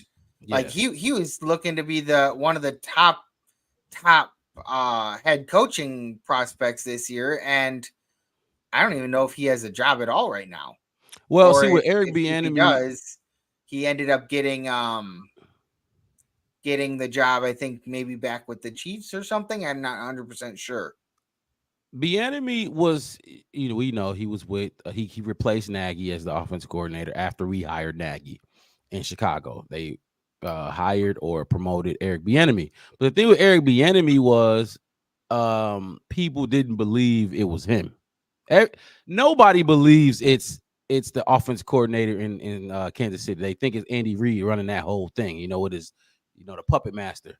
I mean, And but then look at didn't Sam Howell in Washington, didn't he have over 4,000 passing yards last year? yeah, and they sucked. But I mean, there's more to a team than just your offense, Right, but let me and finish. so But Airbnb, people don't like Airbnb. This is from what I've heard, like players interviews and reporters, and not people. Let's be specific. Players don't really like Eric Bieniemy's coaching style. He's very aggressive, very abrasive. And look, I'm not saying I don't like it. I love being coached hard. You know what I mean? I don't want a soft coach. But Bieniemy, um, they, so you had the Andy Reid shadow. Then you got the reports that players they just don't really like you. And there were some Washington players that said that's bullshit. I like the hard coaching, kind of like what I just said. As far as Sam Howell, Devin, we whoop they ass. I'm not saying that he's a good quarterback. I'm not even close to saying that. Sam Howell threw the ball a lot. He definitely improved Sam Howell. You know what I mean? But as head coach, look, I don't know exactly what went wrong with Bieniemy. I know I heard him come up a few times when we were looking for an offensive coordinator before we signed Shane Waldron. It came up. Ryan Poles was in Kansas City. You know what I mean? So I'm sure he got connections. He talked to people like, hey, would you recommend Eric type, whatever. And it just didn't work out that way. You know what I mean? So there must have been something with Bieniemy. I'm not saying he's a bad coach at all. Sam Howell sucks, and he had him balling, like you said, Devin. Geno Smith, what you think about Geno? Shane Waldron had him balling. My thing is, I just don't understand the lateral movement instead of improving in your career like most coordinators do. You know what I mean? That's my only thing with Shane Waldron. Go ahead, Devin or Wes. I was gonna say, who knows? Depending on how they feel about Eberflus, who knows? Shane Waldron might be the next head coach next year. He might just fire Eberflus. I mean, and that's the goal. Possible. Yeah, that's the goal. You want Shane Waldron to do good, and look, let's face it, it's the NFL. He will be poached if he rocks this job with Caleb Williams. He will be poached from us, and we won't have him. Hopefully next year. That's what you hope. You know what I mean? Maybe that's why Shane Waldron took this job, took the lateral move. Maybe he wasn't getting the recognition that he felt he was deserved, and he said, "Okay, I come in, I take this young quarterback who's supposed to be the next best thing, and I make sure that he is, and it'll show everybody that hey, I can be a coach." We got John over here saying that basically trying to imply that it was Geno making Shane look better. And I mean, at this point, I don't really know which one it was. And you can kind of look at it both. Like they could both be making each other look better. And if that wasn't enough to help Shane kind of really get locked down a possible head coaching job, because right now the head coaching jobs, there weren't very many of them, and the ones that were out there, like he mentioned earlier that there were people like Harbaugh who came in from college, so he took a head coaching spot that could have possibly gone to somebody in the NFL right now. And then we have Belichick, who didn't end up getting another job. And I feel like Belichick lost a lot of his credibility when Tom Brady went to, what was it, Tampa Bay, right? He went to Tampa Bay and did the exact same thing. And it's like you kind of lose some of your credibility because, like, for a while, people were saying, who knows, is it really Tom Brady that deserves all these championships, or is it Bill Belichick? And then Tom Brady basically, I don't know, maybe he was like, I don't like them saying that shit. He went and won a championship with the Buccaneers. So I mean, at the end of the day, like it can be both, right? Like you can say Belichick is a good head coach and Tom Brady was a good quarterback, and they don't have to be mutually exclusive. But I don't know. Like I get at the end of the day, I guess we'll see how Waldron does. But we've already kind of discussed that he learned from one of the better head coaches in the league. Like he learned underneath one of them, and that goes that seems to be a lot more important nowadays than like your body of work, but like who you worked under. And I think I think it's very irresponsible to say it's only one or the other. You know what I mean? Especially when you're talking Brady and Belichick. I think it's very irresponsible because you don't win. Like, what did they win? 6 together? If you really don't gonna win say that that many was if it's not both. if you really want to say that's all coaching, and if you really want to say that's all time, me personally, I think it's lazy, very lazy in I mean, your research. You get more credibility to it though with the fact that Tom went and won one somewhere else. It does Credibility to kind of who though? Because I mean, the only thing that does is show that Belichick couldn't win with Mac Jones. You know what I mean? Look what Mac Jones did. that's He was true. traded for a 6th-round pick. Tom Brady went with Mike Evans, Chris Godwin, and fucking Gronk came back. You have a very good point. And they had a monster defense. You saw what they did to Patrick. That defense did to Patrick Mahomes in the Super Bowl. So, like I said, I just think it's lazy if you want to give all the credit to one player, Tom or Bill Belichick. Very lazy to me. It was definitely both of them. Yeah, Tom. Look, Tom is my favorite quarterback ever. I love Tom Brady.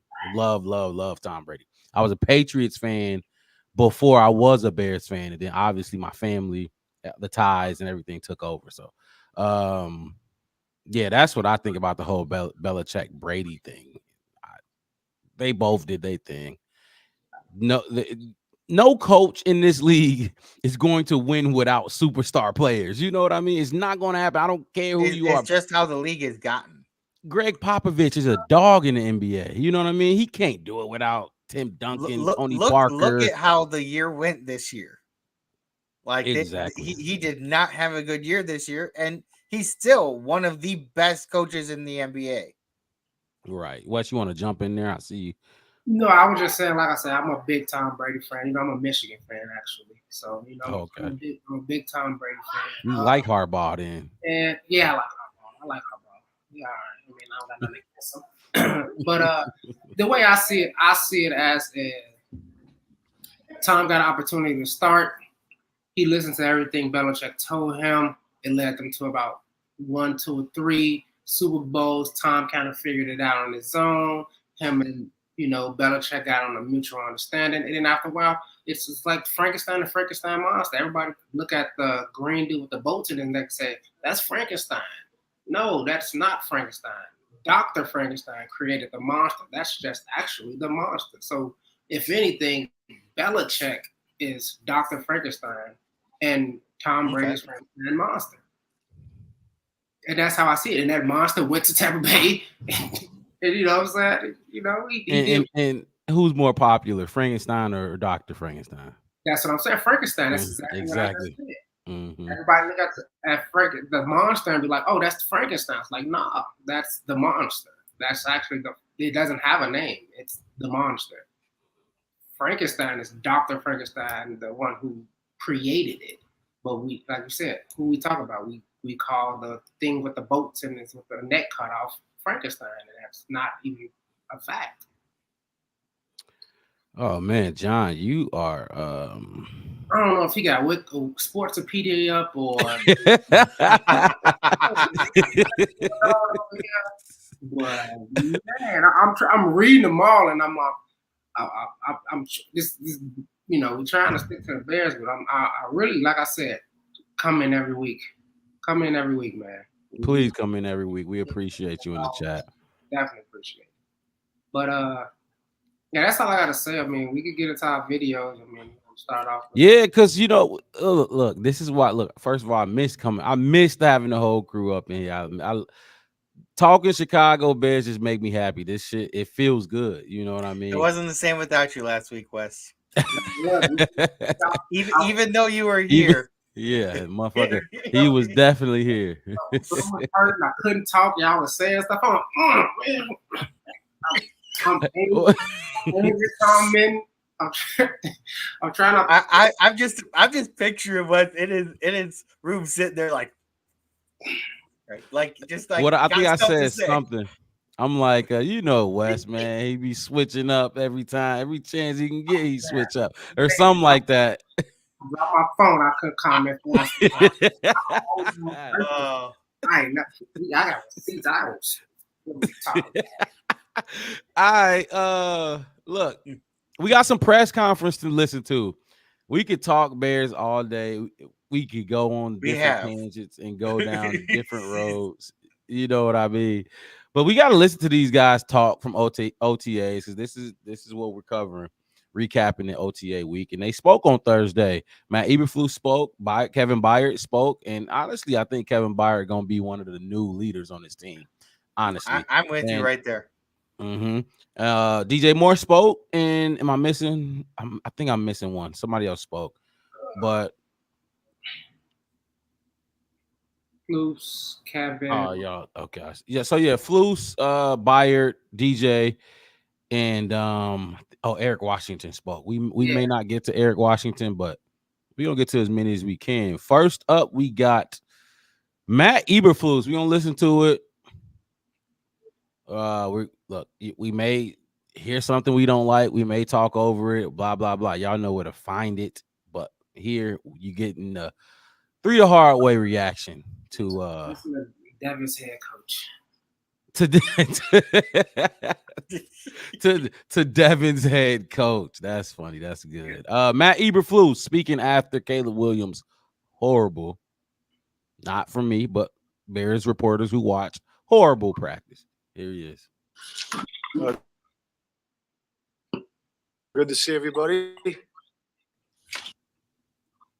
Okay, hold on one second. Out at practice today.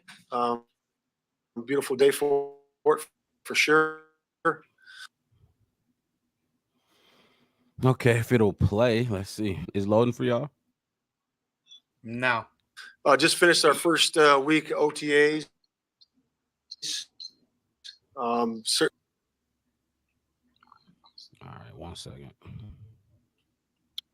I had it queued up, but you know, this is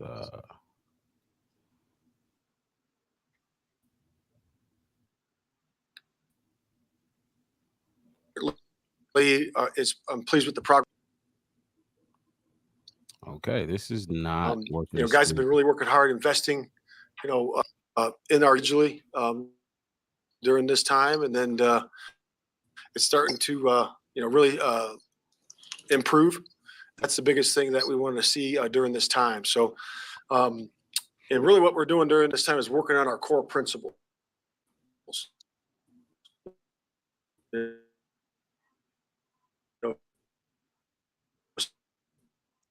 So we're getting the core on the.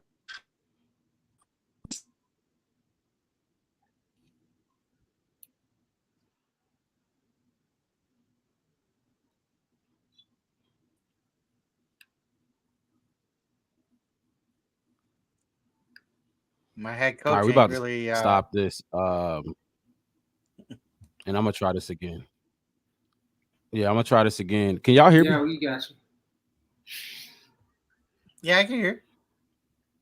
All right, I'm about to try this again because my connection is being shitty right now. So let me try this again. Let me try to get Matt Eberflus back in here and clear this time. Let me see.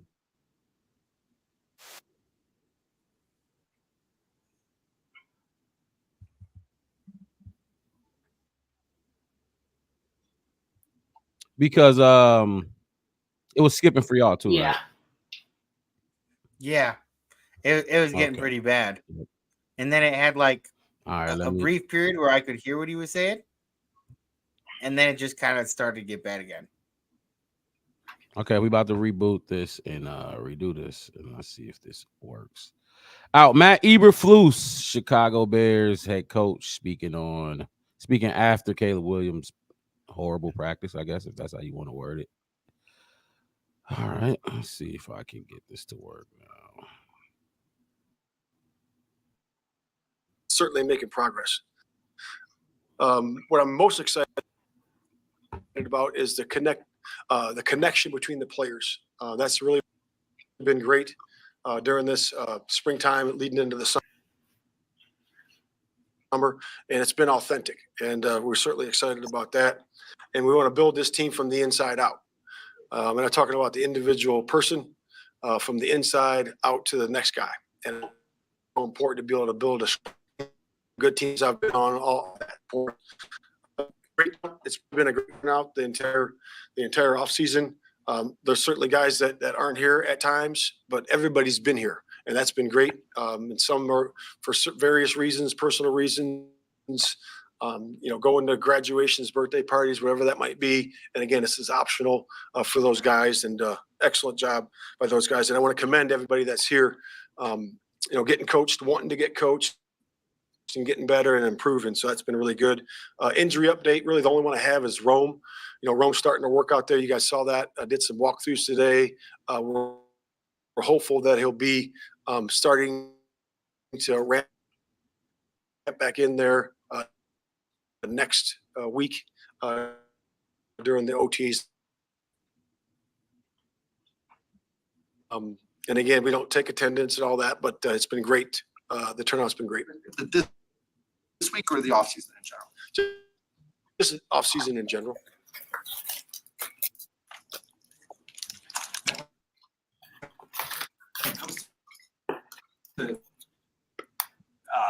In your seat, kind of properly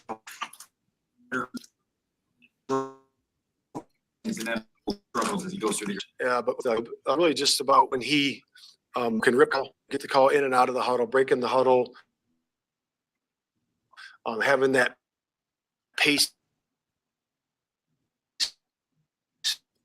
that we need to have.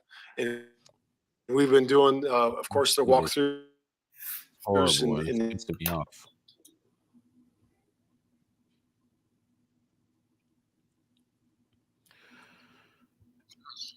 That shit is horrible, and it's pissing me off. I don't know if y'all heard me, but I'm going to try one more thing to get this working clear, because it was still skipping, right? Oh yeah, it was better than the first time, but it was bad. But it still got, at one point, it got pretty bad. So, and I'm gonna try one more thing to get this shit working, and if you don't, that he mentioned that reminded me about something I wanted to talk about earlier when we were going through the list of people that weren't there, and you were asking like, are we okay with it and stuff like that. There were some of the people that I was okay with, but like there was one of the people on that list that I was not okay with not being there was Nate Davis. Like he had a lot of issues with getting out on the field last year, like a lot of personal situation and stuff like that. Like I if I remember correctly, I think like maybe his mom passed away during the season or something.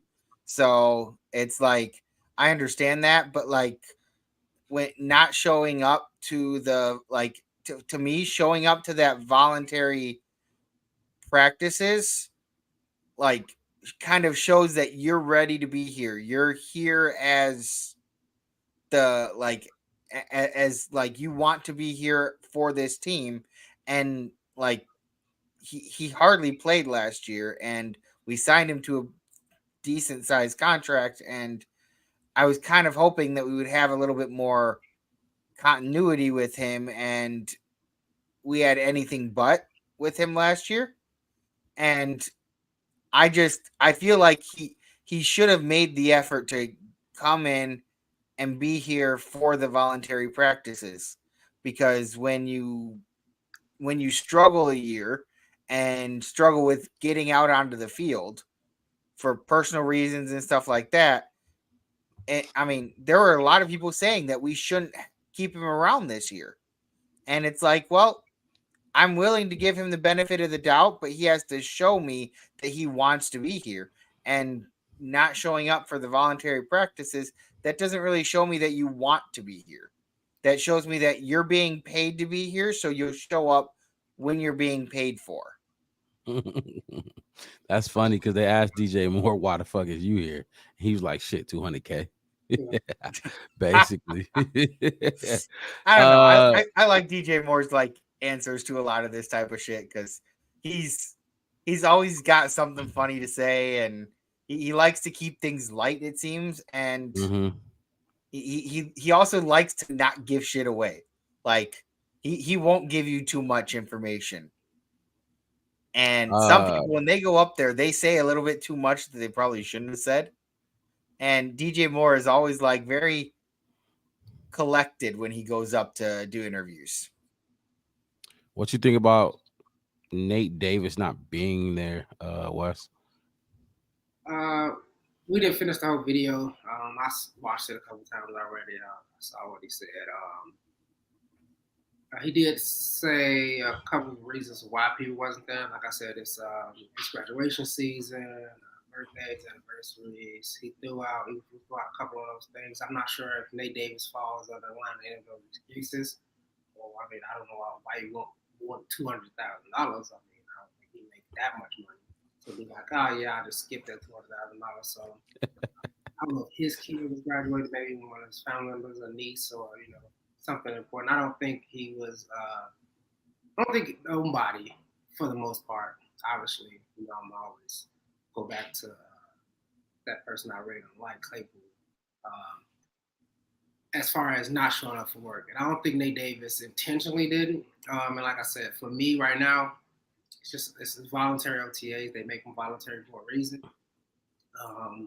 And I'm not really mad. Now, if it's like mandatory, and you got, there's a lot of players that you've seen in off seasons where they're not worried. I think like Ezekiel Elliott had it one off season, right? He wasn't showing up when he was supposed to. It was mandatory for him to be there, and he wasn't there because of contracts or all these other kind of stuffs. And it's a lot of diva type players that get in they way. And I don't think Nate Davis is falls under that category. I think he probably tapped in with the team like, hey, I'm not going to be there for this reason or that reason, and they don't seem worried about it. So I'm not really worried about it either. The Chicago Bears, we've had our fair share of holdouts or hold-ins or whatever you want to call it. The most recent, Roquan Smith did it, and they look. Go get your bag because I ain't paying you. You know what I mean? So do what you got to do to feed your family, I guess. Let's try this again, and hopefully we can get through it. Let's see. So it's going to be a learning for everybody, and they're getting everything together, and it was progress. I saw progress from the second to the third, so it's been good. You do see a difference in difficulty for him, for Caleb going up against his. That way, he's been in early, stays late, asking questions at night. He's got his iPad at night, in the hotel, and been working his tail off. Understanding the offense, understanding the concepts, understanding coverages, understanding where to go with the ball. He's been great that way. It seemed like there was a frustrating, like red zone was. Okay. Was frustrating for the offense today. How do you help manage kind of the ups and downs of? I'm sure he wants to do well today. That still sounds shitty, don't it? Yeah. Yeah, I figured. Yeah, that's not gonna happen. That's not happening. We can pivot because I do have some clips of some of the things they were saying, so we could do it that way. I'll just pop some clips up, and we're just gonna speak on the clips that I got from the interview. I wish we could have got the whole interview, but me stop that because that shit is tripping my whole connection out and it's throwing everything out of whack. So we're just gonna move on from that. Next time, like after during the season when um after a game and the Bears go to the podium, it'll be better. But I don't know what the fuck is going on right now. But while I pull up these clips, let's talk about what do I got here? Because I got a couple clips that from Matt Eberflus. I got some clips from DJ Moore, and then I got some clips from Kevin Byers speaking that I wanted to touch on, just in case this shit went down like this. But while I pull that up, let's just talk about like uh the running back room. You know what I mean? Not just the running back room, but because once training camp comes, the roster bubble, people going to be on the roster bubble and starting spots going to be up for grab. The running back room is one of them that is going to be a competition, and the center position too. Have y'all heard who's taking those reps as of right now as the starting center, or who's getting that backup running back, bro? Bates has been taking the first string snaps as far as that's what I've heard right now. They got Ryan Bates starting right now. Yeah, That's interesting. So something that I saw somebody say was he was behind like Hall of Fame level center in Buffalo. So maybe that might be the reason why that Ryan Poles was looking at him like sure he was considered a backup, but he was a backup because of the fact that they had somebody in there that's like almost a guaranteed Hall of Famer. So that's kind of like the whole situation of having a quarterback sit for a couple years and learn from another quarterback that and then when they finally get their chance, they can really shine. I see that as being possible for Ryan Bates. For Ryan Bates, it's interesting that's what they're look. Ryan Poles obviously tried to get him a couple years back. We all know that, so he really likes the kid. My thing is, I was listening to Lance Briggs and what's the dude's name? The new podcast or analyst for ESPN. That was a podcaster or whatever. What the fuck is his name? I don't know what his name, but it was the Chicago Bears podcast, basically. And they were talking about Ryan Bates, and I don't know if these numbers are correct, but they brought him up like how many snaps did he play at center? And like you just said, Devin, he didn't play much because he was behind a really good talent. But they looked at his college snaps, and I think he was like less than it was really a really low amount of center snaps that he took, even in college, almost like less than 50 or something like that. So I think it's interesting that they went with Ryan. They're going with Ryan Bates, especially because Coleman Shelton, didn't he win the Super Bowl when the Rams won the Super Bowl? Wasn't he there or no? He wasn't there. Yeah, he was there. I think he was their backup quarterback or backup center. Okay, so he was the backup guy. Okay, yeah, he was not a starting center out there. Okay, that makes sense because I looked at his snaps at center is way higher? way higher than Ryan Bates. So that's interesting to me. What about running back? We know who getting that RB2 spot at this moment? Any news on that or? I would think it would be Herbert. Herbert, okay. Because I mean, if it's not Herbert, then it makes me think they're going to get rid of Herbert.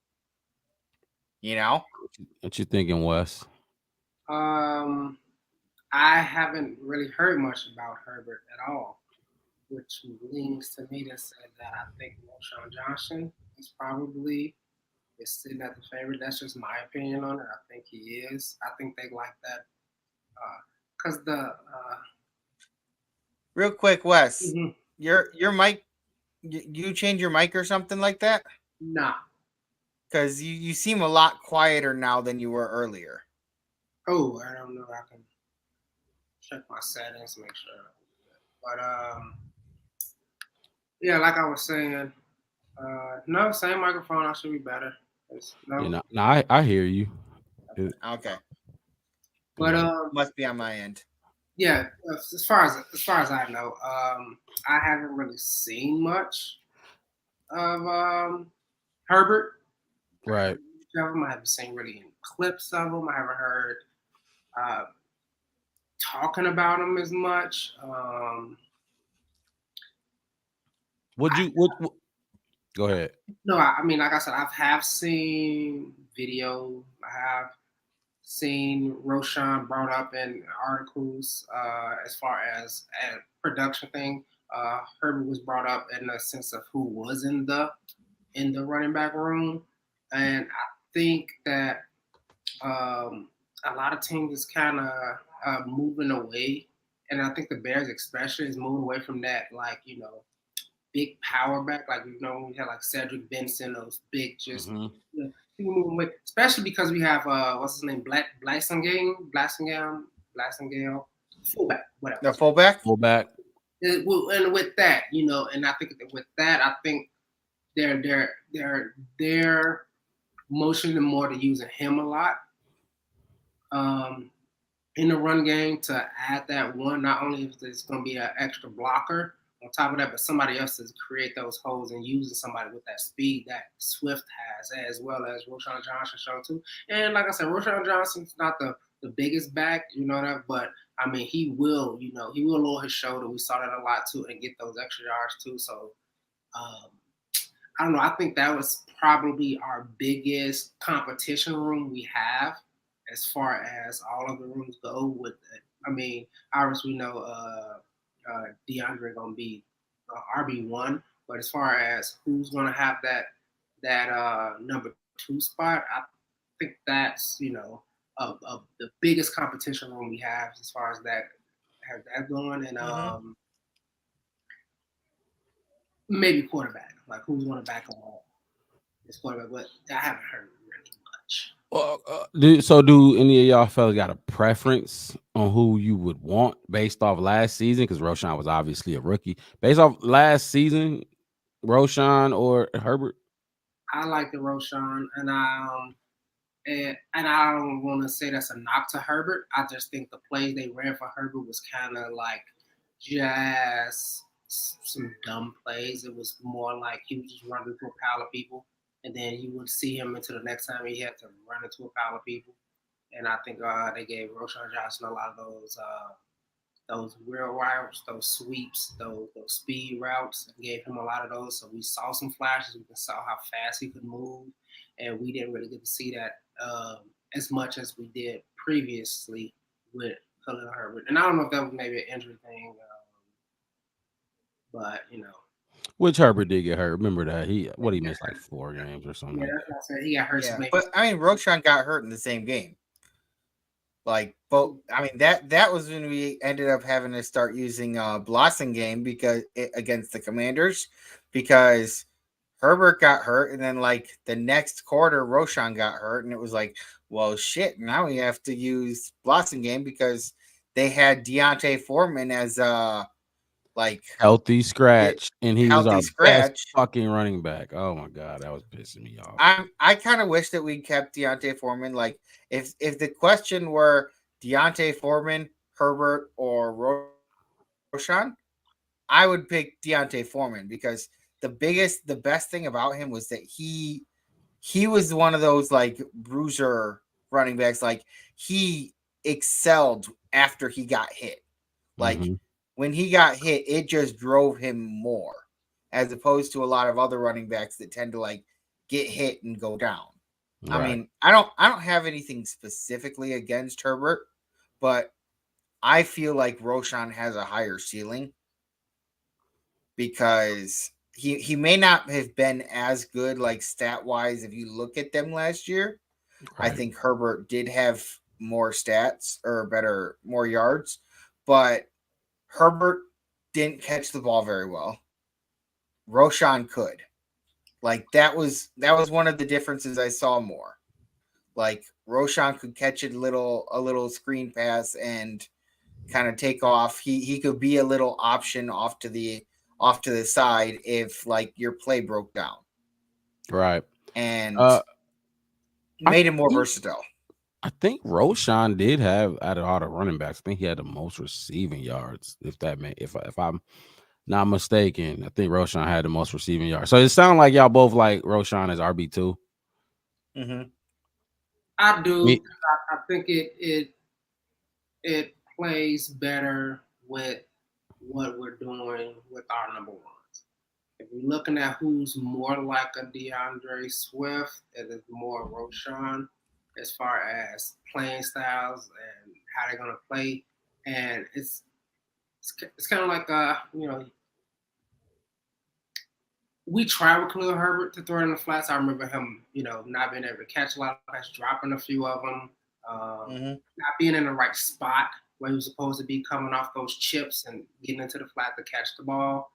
And it's really not his game. So for me to, like we said, if we want to go back to the theme of the Bears this season, is protect Caleb Williams at all costs kind of thing, I would like to keep him with the same similar kind of components around him where you really don't have to think like, hey, can I throw into the flat this time or can I not, depending on which running back you put out there, And if we go with, look, Herbert, and like I said, I mean, like you just said, Devin, I like Roshan's upside. I think Roshan's has, I don't want to even say a lot more to prove because last year was his rookie year. I just think from what I've seen hit in college and his rookie year, he's one of those running backs that it don't matter if you give him 5 carries a game or 25 carries a game. mm-hmm. He's gonna run that ball. He's gonna catch that ball. He's gonna do his job in that moment in time.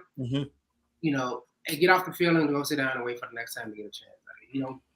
I don't think he's gonna be one of those guys that kind of sags on certain plays. And I don't know if, like I said, I don't know if that's because Herbert was injured sometimes or something was nagging him. But a lot of the times it looked like he was just running into a pile of bodies. Like, I'm like, why did you? It wasn't like he was looking up field half the time. Like, he was just like lowering his shoulder and just charging without seeing. Because I remember a few plays where I'm just like, dude, everybody, like, before he hit the pile, it was like 14 dudes down there. And all he had to do was just run around the pile a little bit and get 4 yards instead of not being 8 yards or being negative in that run play.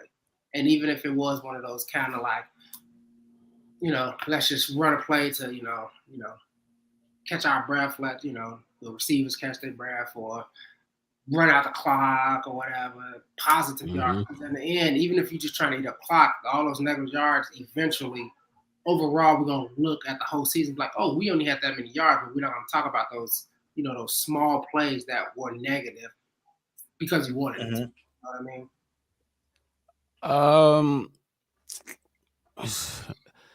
RB2 is kind of hard for me. It's hard for me to choose between the two. I really don't. I don't think any of them stood out to me last year at all. Roshan was okay, but I mean, he's 4th round pick last year. He's a rookie. He was hyped up. I don't know why he was so hyped up, but he was. He's okay. Herbert got hurt. Herbert to me is not a.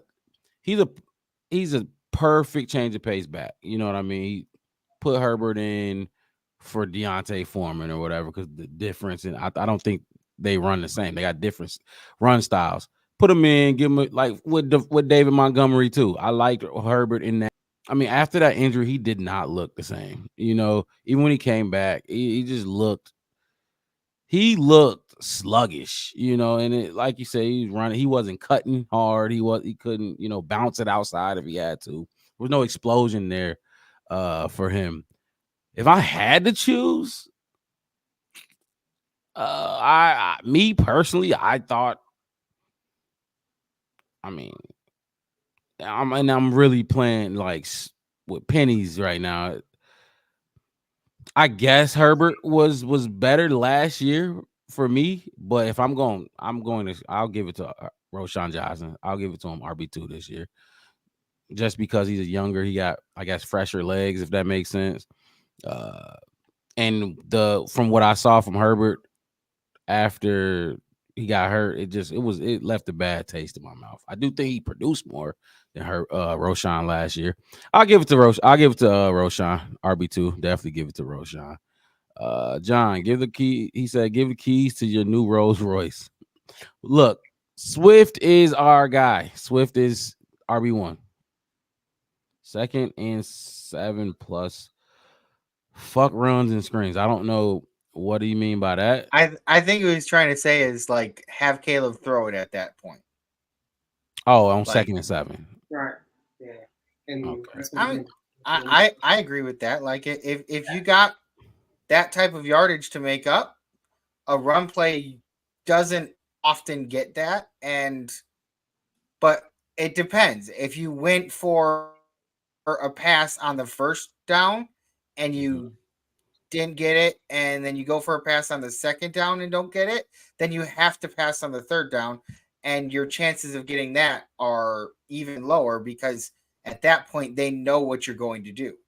I think the reason sometimes people rush on second and 7 is give themselves a few more yards to then so that they're dealing with a more manageable third down, right?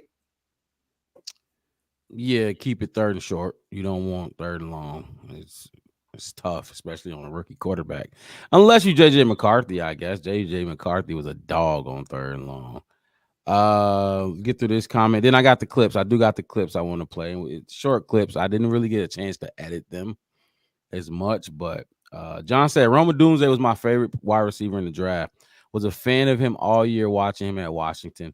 Dunze is the next Andre Johnson. Ceiling for Dunze is TO 2.0.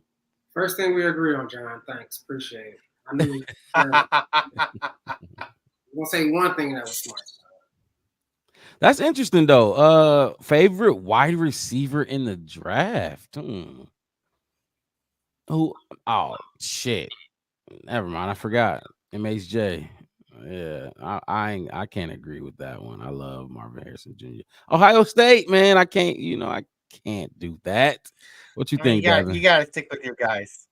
Yeah. I mean, for me, I like Marvin Harrison Jr. a lot, and my biggest thing for how much I liked him was look what he was working with, like quarterback wise. Both of the other two top 3 wide receivers, both of the other ones, their quarterback also got picked in the top 10. Michael Penix Jr. and Jane Daniels both went in the top 10. I don't know what the heck has happened to Marvin Harrison Jr.'s quarterback. I think I heard that he transferred somewhere. And highly unlikely that he'll be a a top 10 prospect. So I just like he produced well, Marvin Harrison Jr. did, without having a all-star type of quarterback. I agree with that. I mean, I'm not saying that Rome is bad. I am very excited for him. Like, he is going to be fun to watch this year. And I tend to really gravitate towards wide receivers. Like, I don't know why, but like almost my entire time watching football, I have gravitated towards wide receivers. And being in Chicago, that has been a tough thing because we have not always had the best wide receivers. We have usually focused more on the running backs. So I'm very excited for Rome Odunze's time in Chicago. Should be a lot of fun. I agree. Roma, if Rome Odunze can come into his own as a sophomore, because honestly, I don't know if Keenan. I don't think Keenan will be here next year. That's just what I think. I think this is a one year thing. That's gonna be great if Rome can come into his own by year 2. That's gonna be amazing. But if Caleb is one of those quarterbacks that makes their wide receivers can turn a no name into a name, kind of like I think CJ Stroud did that. If Caleb can do that, I don't think it'll be an issue losing Keenan Allen. You know what I mean?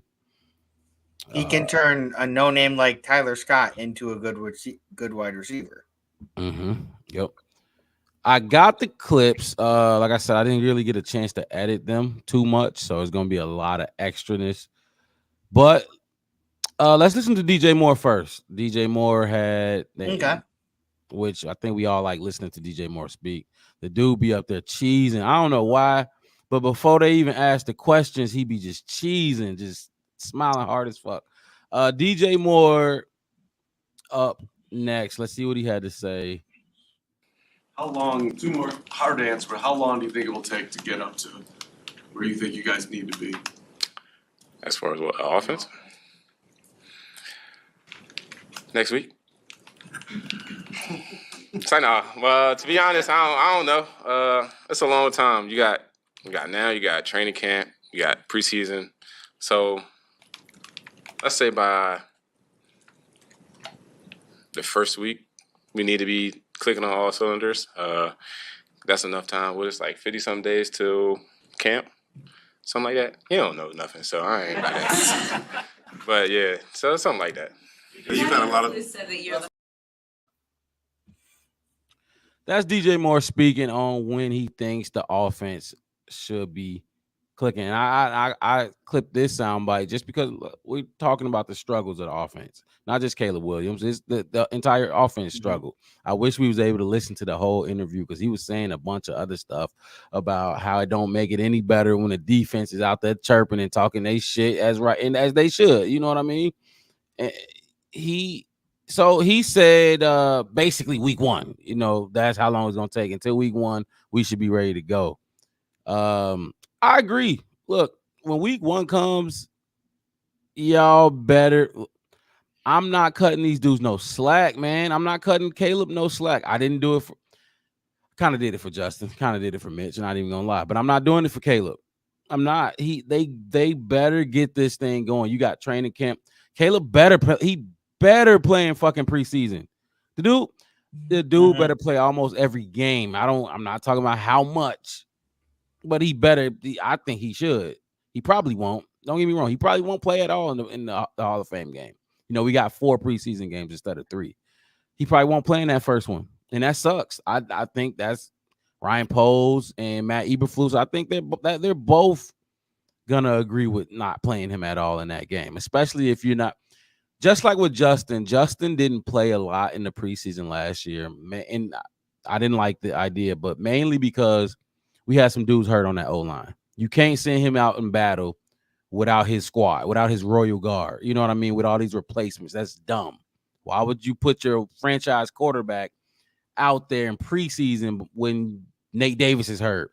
Fucking Tevin Jenkins was hurt. He fucking I think he sprained both calves last year. So you can't do that. So I understood that, but Caleb got to play.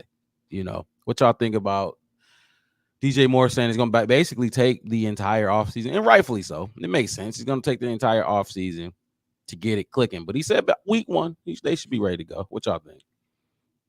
I didn't take it that way. Like, it sounded to me like he was saying, like, it wasn't that he was necessarily saying that he thinks it'll take all offseason to get ready. He's just saying that's when we need to be ready by. That's when it counts. So, like, we could be next week. We could be next month. We could be right before game 1. But, I mean, the way I took it was that was when we needed to be ready. It doesn't really matter when things get clicking, but as long as it's before day 1. And I would agree with that statement. Like, you don't need to be clicking next week. Would that be cool? Would that be interesting? Sure. But would that be realistic? Not as much, I don't think. Like, the best thing is to have to work through the struggles because that makes you a better player in the end. Like, if everything were to come easy to him next week, then it would concern me for what happens when he faces something that doesn't come easy, you know? Like, then you start to kind of get a little, like, you don't want him to, like, you want him to know what he has to do when he faces something that he wasn't expecting. What you thinking, Wes? I agree with Dev on it. I think he's looking at it in the sense of kind of what we were saying before, like he knows who's out there on the field that day. He was in the position that we were talking about earlier. He saw it firsthand. He knew what was going on out there. He saw it, and he has a better insight because he's actually on the field. So I'm thinking when he mentioned the whole next week or whatever, because this is something they've been doing. Him and Caleb been talking. Him and Adunze and Kenan, they've been going through all of these things. I'm pretty sure he knows that Swift and Johnson been working out together. He probably know that the O-line Bates and the guy from Seattle that came in. Oh no, not Coleman. I'm tweaking. Whatever his name is, I think it was his name. From Seattle? Yeah. Those veteran linemen did come in. The OG linemen. Okay, yeah. The OG linemen came in already with the all the veterans talking. Everett is down, probably sitting down with Komet. He's seeing all of that. That's why he's like thinking in his mind, like, man, like we could be solid next week. We could be good next week. And like you said, I saw the whole press conference. He talked about the defense and how they coming at them, how they on the other side of the field screaming, yelling, barking. There's some clips. I saw some clips of Kyler Gordon doing flips and they doing Spider-Man signals and Tremaine and them and Brisker shaking hands and dapping each other up because they out there trying to get at them and stuff. And I think he like, yeah, we know we won against a very high-powered, good defense out there, and I know what we got on our side of the table. We could be solid next week. We could get at them again right next week. We could be right up on them. And especially in how many days he said, I think it was like about 50-something days or whatever. So we definitely should be ready by day one. He's not saying I'm guaranteeing because he wants to get up there and say that. So I think the 57 days, isn't that just until like official training camp starts? Right, just the training camp starts. And then if you get into that, I mean, his day one comment could have been day one of training camp. Could have been day one of training camp. You know what I mean? And not really just game day or whatever, but like. Exactly. And I think he's confident in, and I think he was out there smiling because he knew that, they was going to ask him those questions about, whoa, Caleb didn't look so good at that. Because he was the one out there trying to catch that ball and he seen what Jalen Johnson was doing to him. And he knew, like, yeah, he kind of got me to this week. He a veteran. He know that, Jalen is a good corner, a good defender. And he probably got the best on him. He's like, yeah, that happened today. But what do I think? Yeah, they were. He didn't sound unbothered about being ready week one. And he shouldn't be unbothered, but they better be ready week one. I don't care what he's saying. Yeah, and how you interpret it. They better be fucking ready week one. And it's that simple. No, I'm not. I'm interpreting that he from basically short of saying, I guarantee you we're gonna be ready week one. Instead of saying that, you know what I mean? Because you don't want to get up there like Devin was saying. Some people get up there and give away a little bit. Instead of that, he like week one. I mean, his mannerisms about like he wasn't like we need to lift up lift up Caleb and what. Most of the people who were saying like, hey, that they was gonna pick Caleb up, that was really digging into about it, was the defensive players. Like, yeah, we're gonna make it hard. We patted them on the back like, hey man, you're gonna get through this. What that? DJ seemed more like, hey, look, you already got this, dog. Because DJ has been, like I said earlier in the show, DJ been doing this with him since before the draft. Mm-hmm. So I already know what he came with. DJ's been doing it with him. DJ has that respect for him and that understanding of him, like, yeah, we definitely gonna be ready. And if he could probably said that, I think he would have. I think he did everything but short of saying, yeah, of course. We're going to be ready. And he probably said, like you said, Devin, 50-something days before training camp, when we pad up and we really getting at it, then, we're going to see them guys, they out there chirping and clapping hands and all of that. We'll wait for those press conferences. I like the part where he was like, how many days left? He must have turned to somebody else. He goes, why am I asking you? You don't know. Yeah, he don't know shit. You don't know. And like I said, that's how I felt like he was unbothered by it. If we would have got a chance to listen to the whole entire Eberflus thing, I know, right? I know. In the beginning of that, they asked him about it. He was like, "Well, what we were doing, the last couple days was we were working on some of the basic, just prime stuff, like the initial, the inner workings, like just the small little basic things of him getting in out of huddle. Yeah.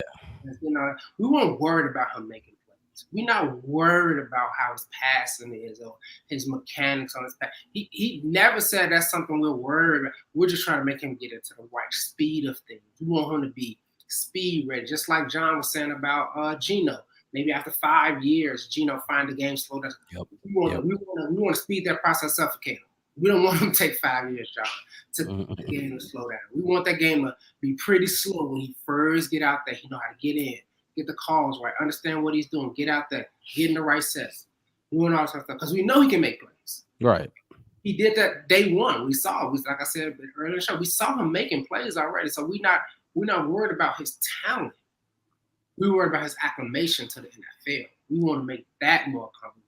And I think that's where a lot of people who's like, oh, well, he'll complete these big passes, all that stuff. Well, maybe, like I said, maybe that's not really what they were working on with him on that day. Like, hey, look, all we want you to focus on today is getting huddle, make sure you call the play right, make sure everybody listening to it, make sure your cadence. My man's Dan, wasn't that Dan Olinsky or whatever his name is? I saw him talk about it a lot too, getting that cadence right, making sure that line hear you right, making sure you get all that right. Because if you can master all that, getting in and out of that huddle, if you can come as a rookie doing that, I'm pretty sure that's what CJ Stroud did. That's probably why he had a great season too. He got in there, he did the same thing. Now, you know what I'm saying, everything else, now your talent just shows. Yes, sir.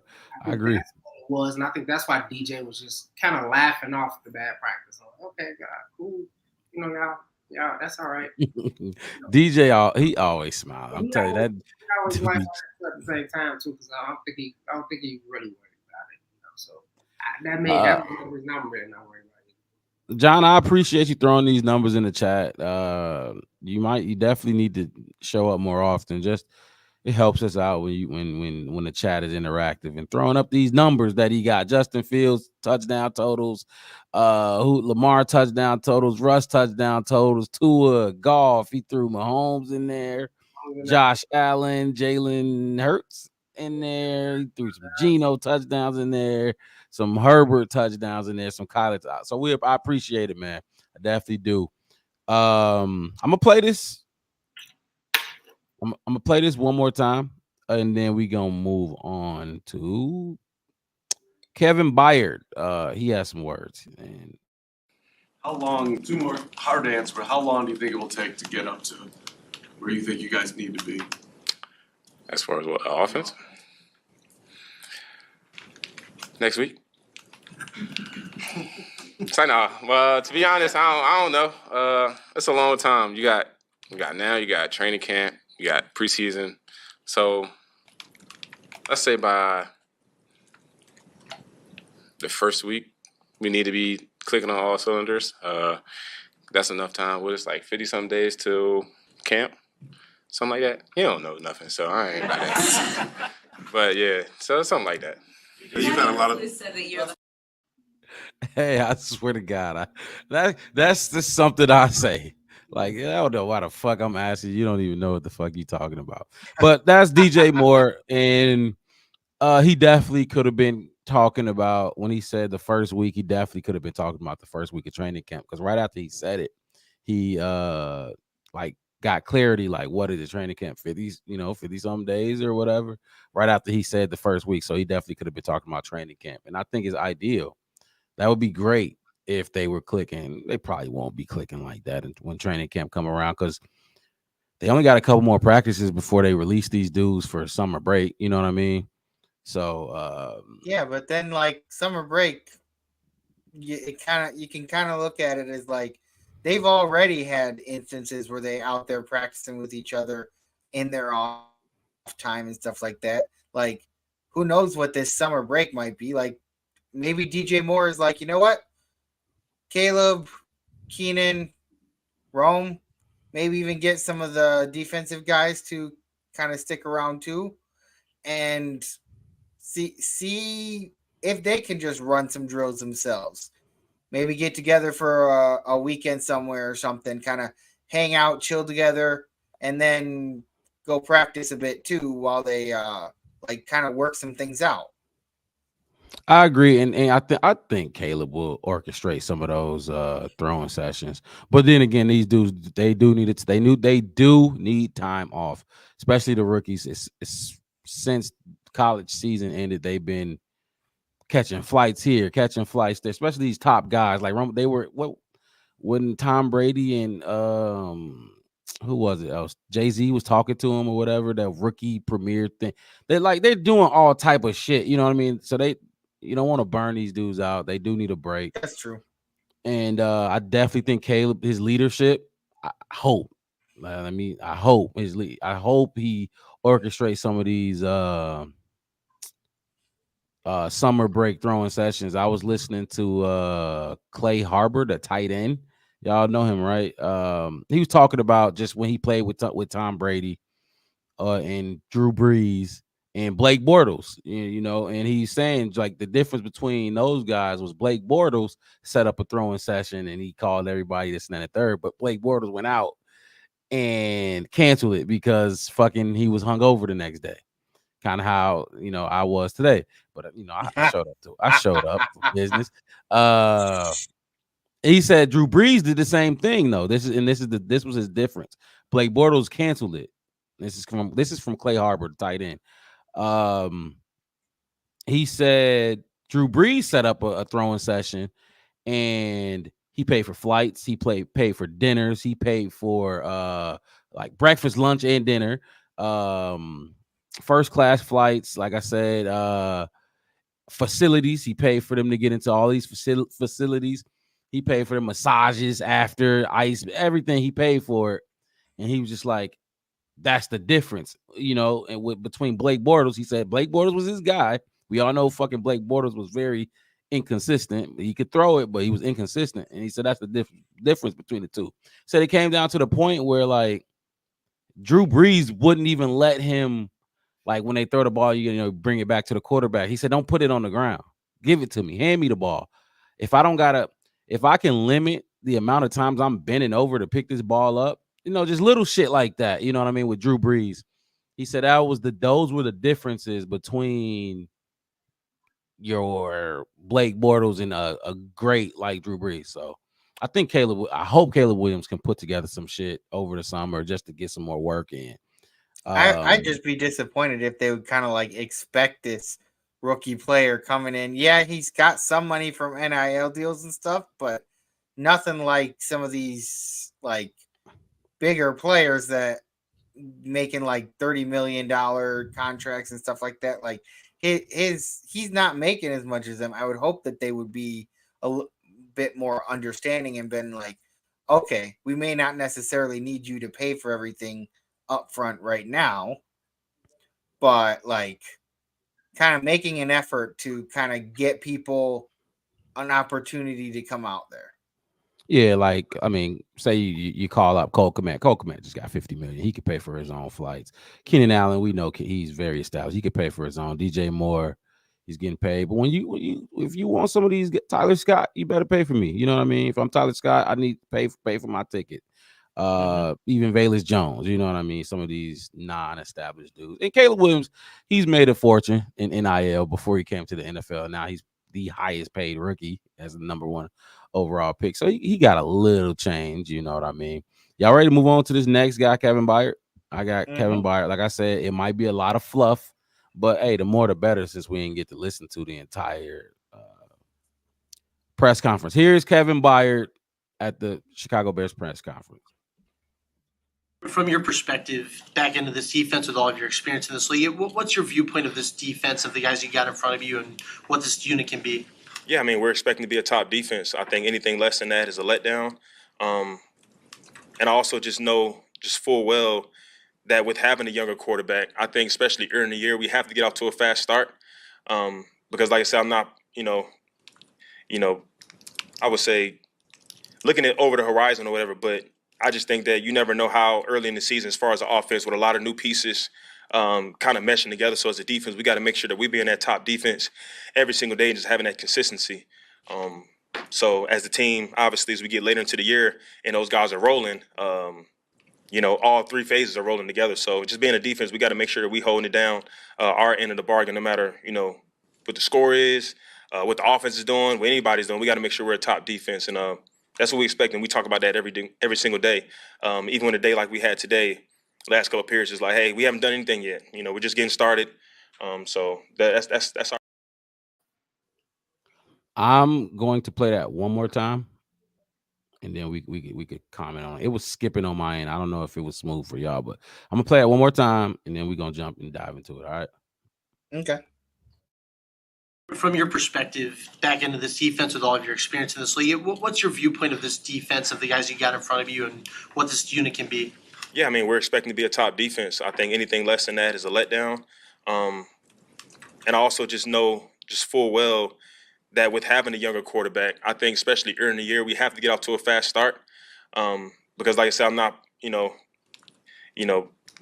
would say looking at over the horizon or whatever, but I just think that you never know how early in the season, as far as the offense, with a lot of new pieces kind of meshing together. So as a defense, we got to make sure that we be in that top defense every single day and just having that consistency.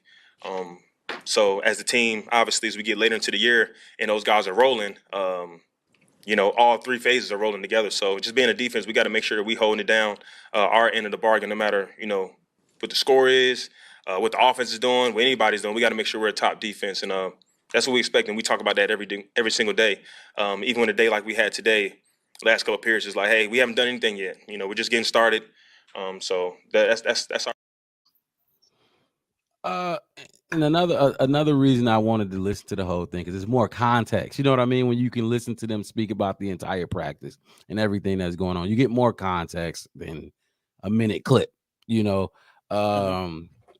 he said, like he spoke about, even like a day we had today on Thursday, they dominated, but they ain't did shit yet. You know what I mean?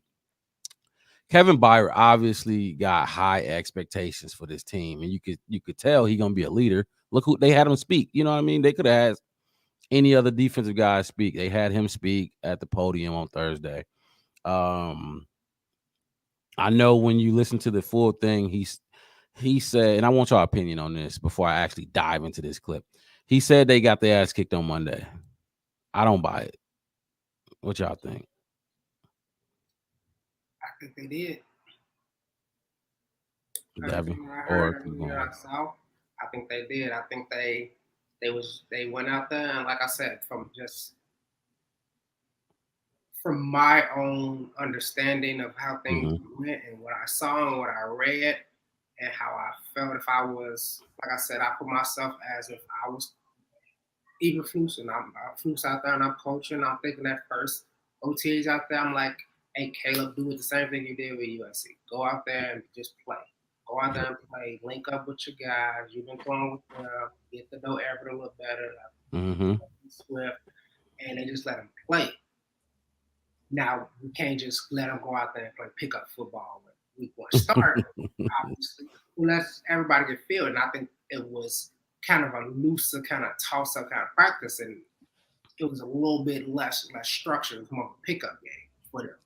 And like I said, Caleb, the talent that he is, probably did put it on a little bit. And it was like, okay, all right, young blood, all right, cool. Let's, you know what I mean? Let's get to the structure of things. And that's where they that's what he's saying. Like, we didn't really do nothing because hey, this is going against a rookie quarterback with a bunch of new pieces too, and he's still learning and getting stuff together. That wasn't nothing. That wasn't good enough. That's not what. And if you listen to the whole thing, like you said, I listened to it too. He's been watching this Bears defense. He mentioned, he said, I've been watching these guys. I've been watching Kyler, and he knows his nickname Spider-Man, and he knows a lot about him, and and Brisker and Stevenson. He's been watching these guys, and he came in to replace Eddie Jackson, not only as in that position, but as that veteran too. Yes, sir. Veteran, that person that's going to lead this team with that experience and kind of keep that stuff going, and keep divulging that knowledge and all that, and letting them go. Like I said, I've seen a clip of them all out there handshaking because we got out there offensive day. We made Caleb look like not there. And he probably told me, yeah, we did good job, guys, but y'all ain't did nothing. And kind of gave me that that Morgan Freeman, I don't know what it was, I forget what movie it was. Give him this big old compliment, and he turned around and said, "That wasn't," you know what I mean? Or you watch that movie, the Temptations or the Five Heartbeats with a little short dancing dude up there, and Yeah. he'll dress her to do his best steps, and he do all the tapping, and he look at him, and everybody like, "Yeah, Dresser, you did that." He hand his cane off. That wasn't shit. It wasn't shit. He go out and do his whole little thing, and everybody like, "Oh, he showed you that kind of thing." And that's what I mean about those veteran presidents like Montez Sweat, like those guys that we bringing in, like those linemen we're bringing. Where even if they don't have those snaps, they know they know what it takes to be great. They saw greatness. Mm-hmm. They saw greatness, and even when we talk about Tom Brady, he saw Eric Bledsoe, what's his name? Not Drew Bledsoe. Mm-hmm. Drew. Saw Drew Bledsoe get that $100 million contract. He saw what a great quarterback was, and he did the things that's supposed to do to be great. And that's what we built. Like we said way back when we first started, we talk about the culture in this building and this team, and that's what we're trying to build, and that's what we want to be at. And it ain't gonna be just one player, one little band-aid trade wire picks to get this kind of thing. And I like what he's like. I said, I saw the whole press conference. I like everything he said. We got to be better. And like I said right before we got into this section of the whole thing, the defense has to be great week one. Offense is like, I can't really be super mad. But that defense, like I said, it got to be like week 20 for me. It got to be a transition from last season right into the next season. I want to see the same thing. I'm talking about 3 takeaways, maybe a pick 6, bunch of sacks, a lot of pressure. That's what I want to see from the defense week one. And that's what they have to do to get the ground running. Like you said, protect Caleb at all costs. A great defense now week one, giving him the ball with good field position, all that kind of stuff, making it a lot easier for him to produce. It's going to make the team better, everybody else better. And I think I like that Kevin understands that right now. Devin, do you think, like I said, I don't buy it. Do you buy that Caleb Williams lit him up early in the week? I mean, I could see there being some truth to it. Maybe not necessarily like they went out there and got their asses handed to them, but like it may have been a better practice than what the media saw on Thursday.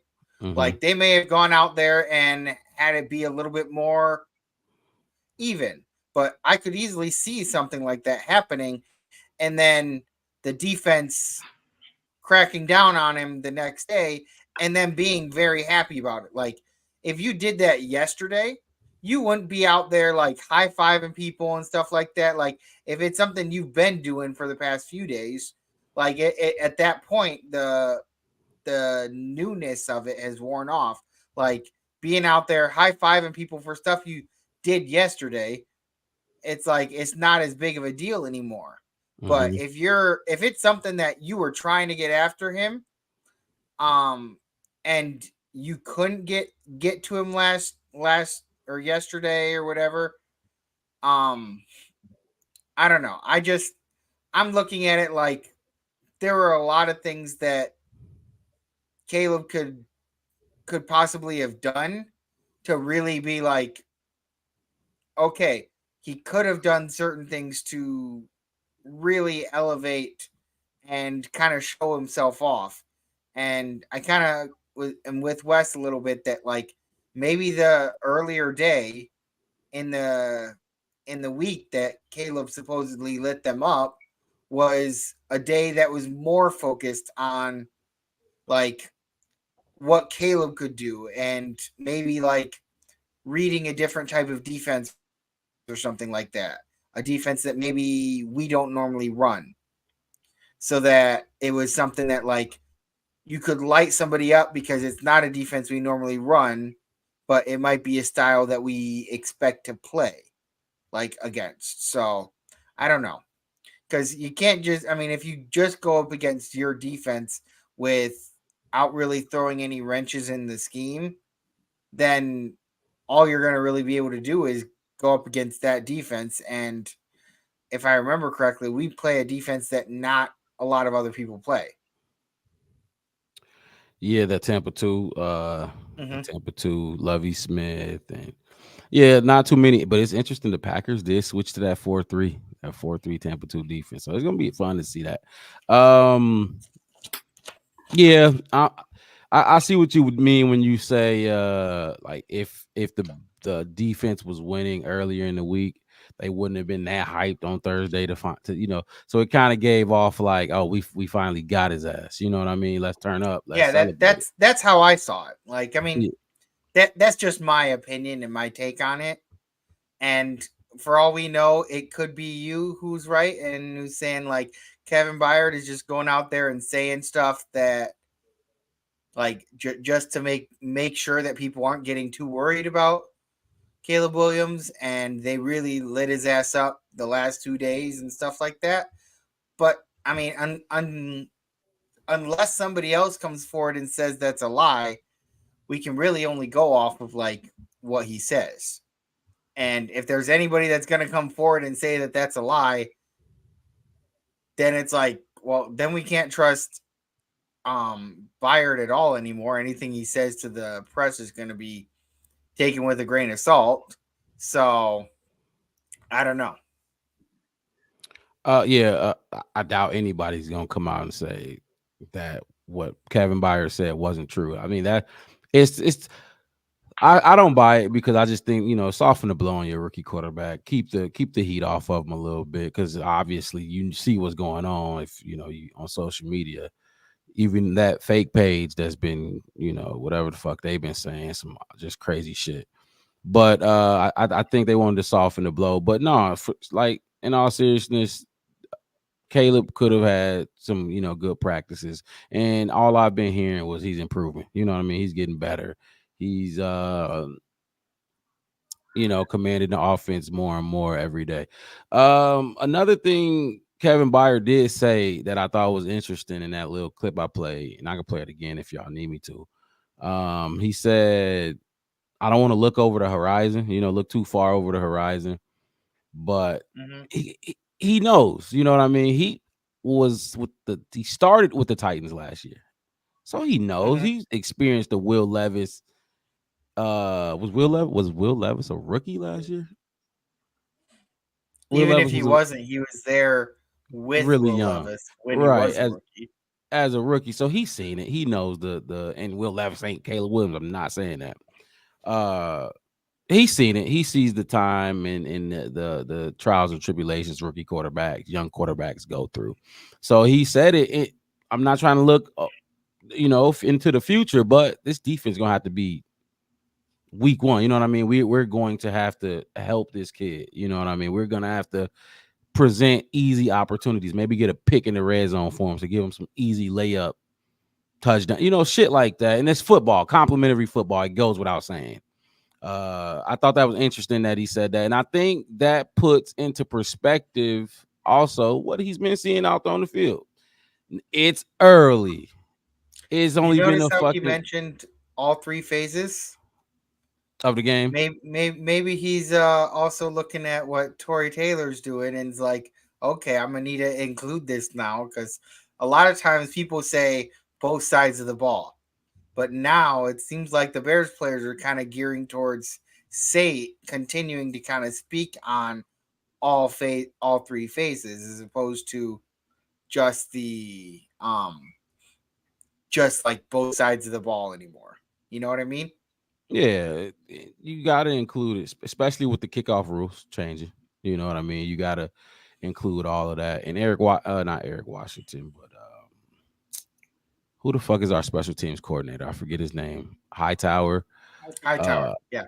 he been speaking on it. He been talking about it in interviews how big this is gonna be. Felix Jones might emerge or something with that new kickoff rule. But hey John, I got a question for you real quick. I don't know if you put it in the chat yet. Who do you think win in week 2? You got you got Houston or you got Chicago in week 2? But He's saying Texans beat the Bears unless Stroud gets hurt. Still struggling. that's what he said. He said that already. Yeah, he said that already.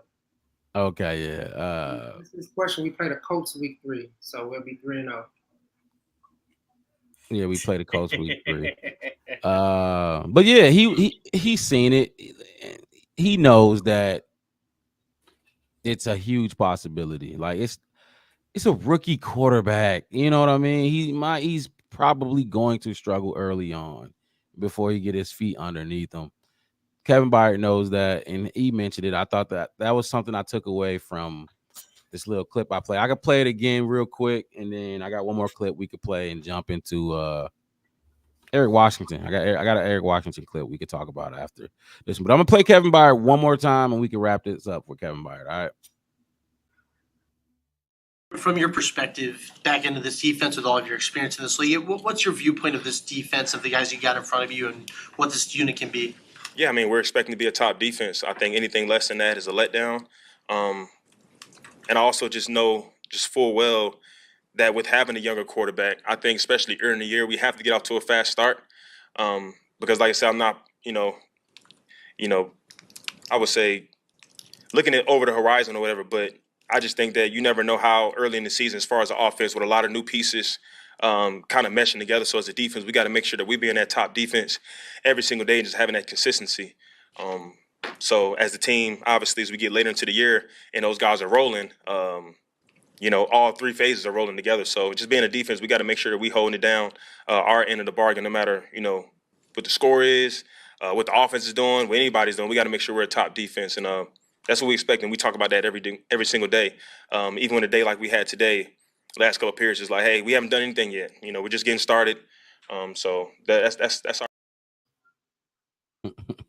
That dude get me excited to watch this Bears defense. He know what he talking about. He know Keenan, not just fucking Caleb Williams, Keenan Allen, new guy. Roman Doomsday, new guy.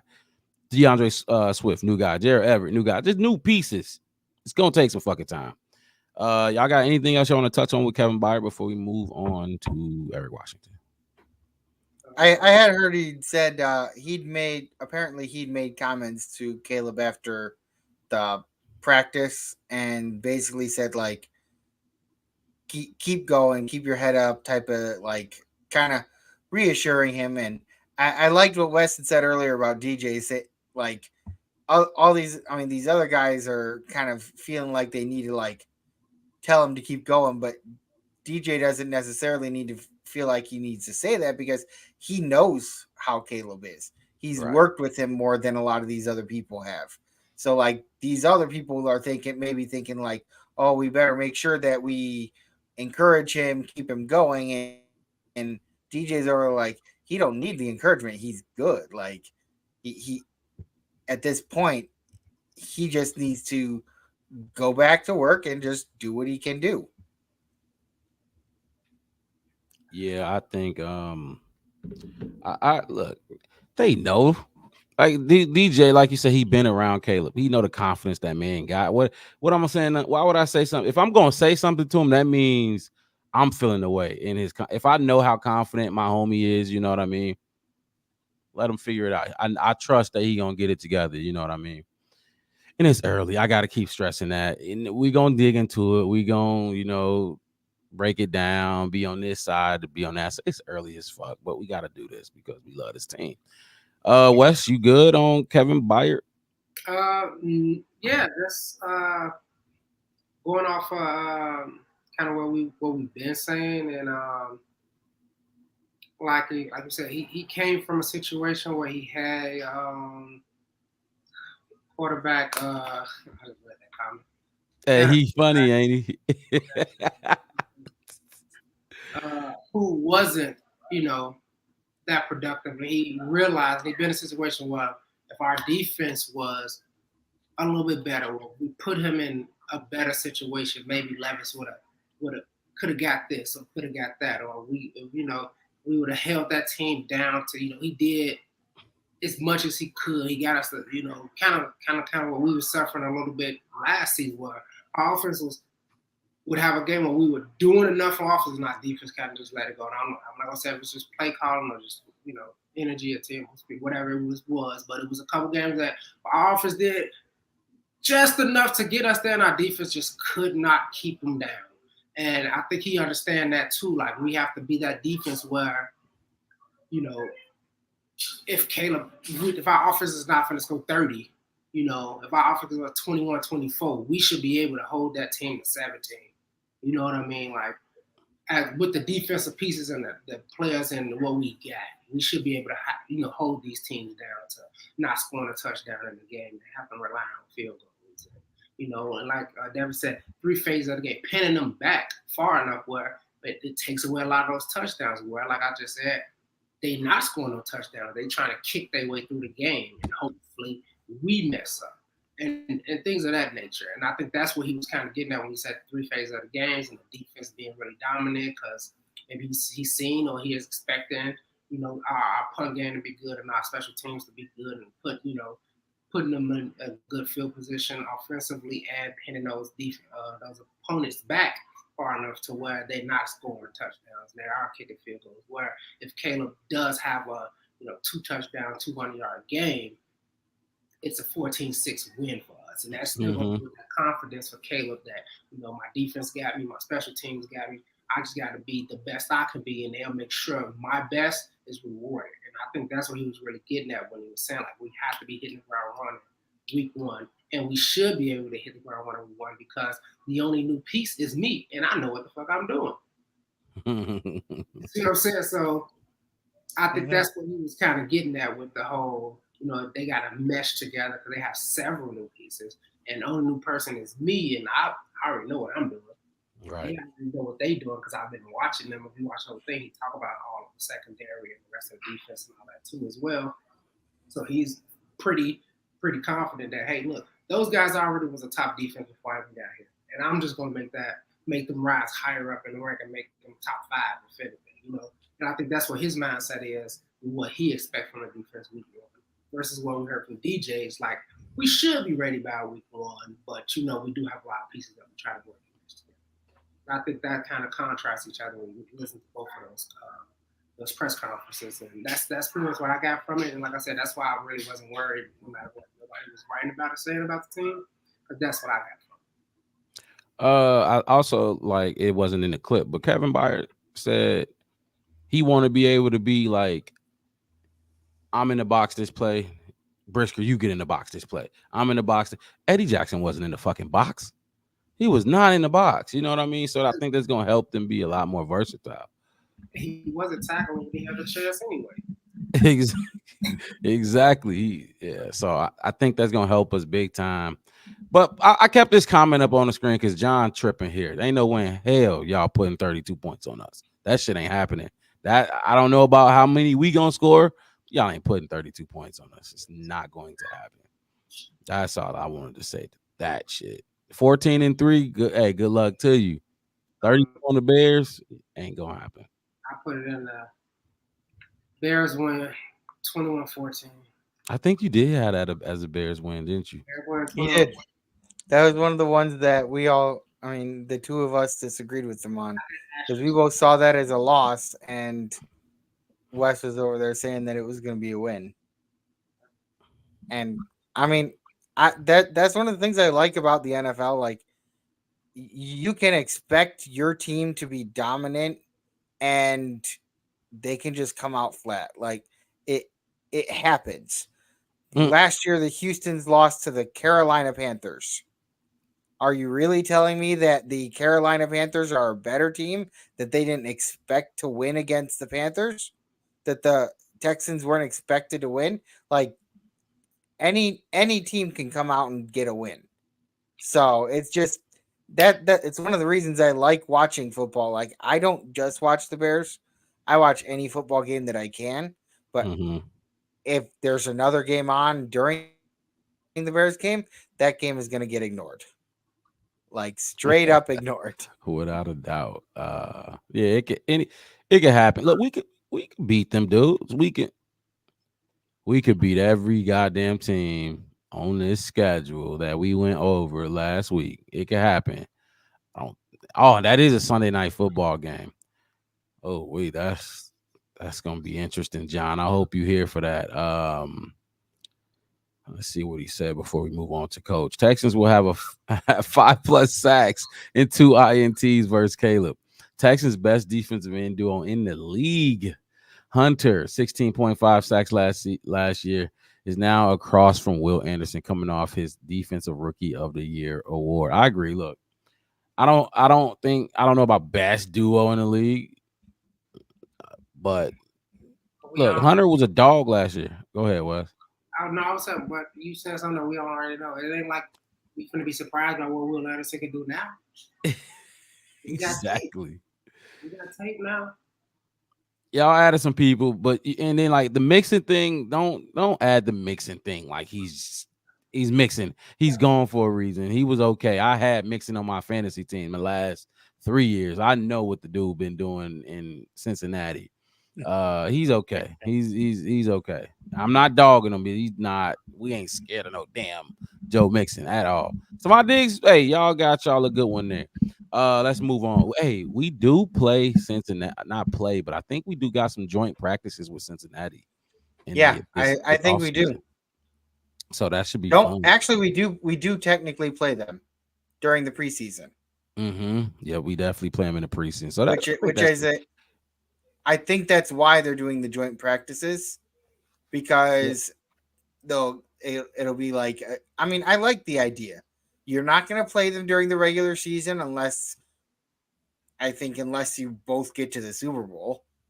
So like, and then that'll be considered postseason anyways. So two teams that could benefit from seeing another team and another offense and defense and stuff like that, and having that like camaraderie amongst the league of like, hey, we're gonna go out and it's like scrimmage games and stuff like that. Like back when we were in high school, like you go and you scrimmage against another team. The game doesn't matter, but like you actually trying to win, but like it makes it more enjoyable. Right. Look, you had a joint practice the week before the preseason game, leading up to the preseason game. That week last year, our joint practice was against Indianapolis Colts, and I think that's when Tevin Jenkins got hurt. And they was that practice, if I'm not mistaken, was very aggressive. They was hitting Justin Fields and shit, and they weren't posed to. Matt Eberflus was cussing people out because of it. That was an intense practice, and sometimes those practices are better, than the preseason games, because ain't nobody playing in that preseason game anyway. You know what I mean? So I do like the joint practices, and we got some dogs. We got Jamar Chase, maybe T. Higgins, we'll see, and then and Joe Burrow either coming to town or we going there. So that's gonna be fun when that come up. Let's get into Eric Washington's comments. Mixing, look, here he go. Look, he's just the numbers guy, John. He's just numbers. But I don't understand why he keeps throwing up 2 yards. Everything he posts is 2 years. Like, why do you look back 2 years? Because it's recent. Most recent, yeah. Well, but like, why not just look at 1 year? Maybe because it doesn't help the argument as well. Like, yeah, that's what. I mean, I don't see anybody ever say the past 2 years, this is what happened. People usually say last year, this is the stats. Because I think really one year could be an anomaly, not the norm. You know what I mean? It could be just an outlier. But one of the last 2 years could be an anomaly, and then that's why you got another year to like balance it out. You know what I mean? That's why I think he's doing the 2 year thing, because if I could pick 1 year from anybody, just pick their best year. You say the last 2 years by CJ Stroud. Yeah, but that's why you can't with CJ. He doesn't exactly.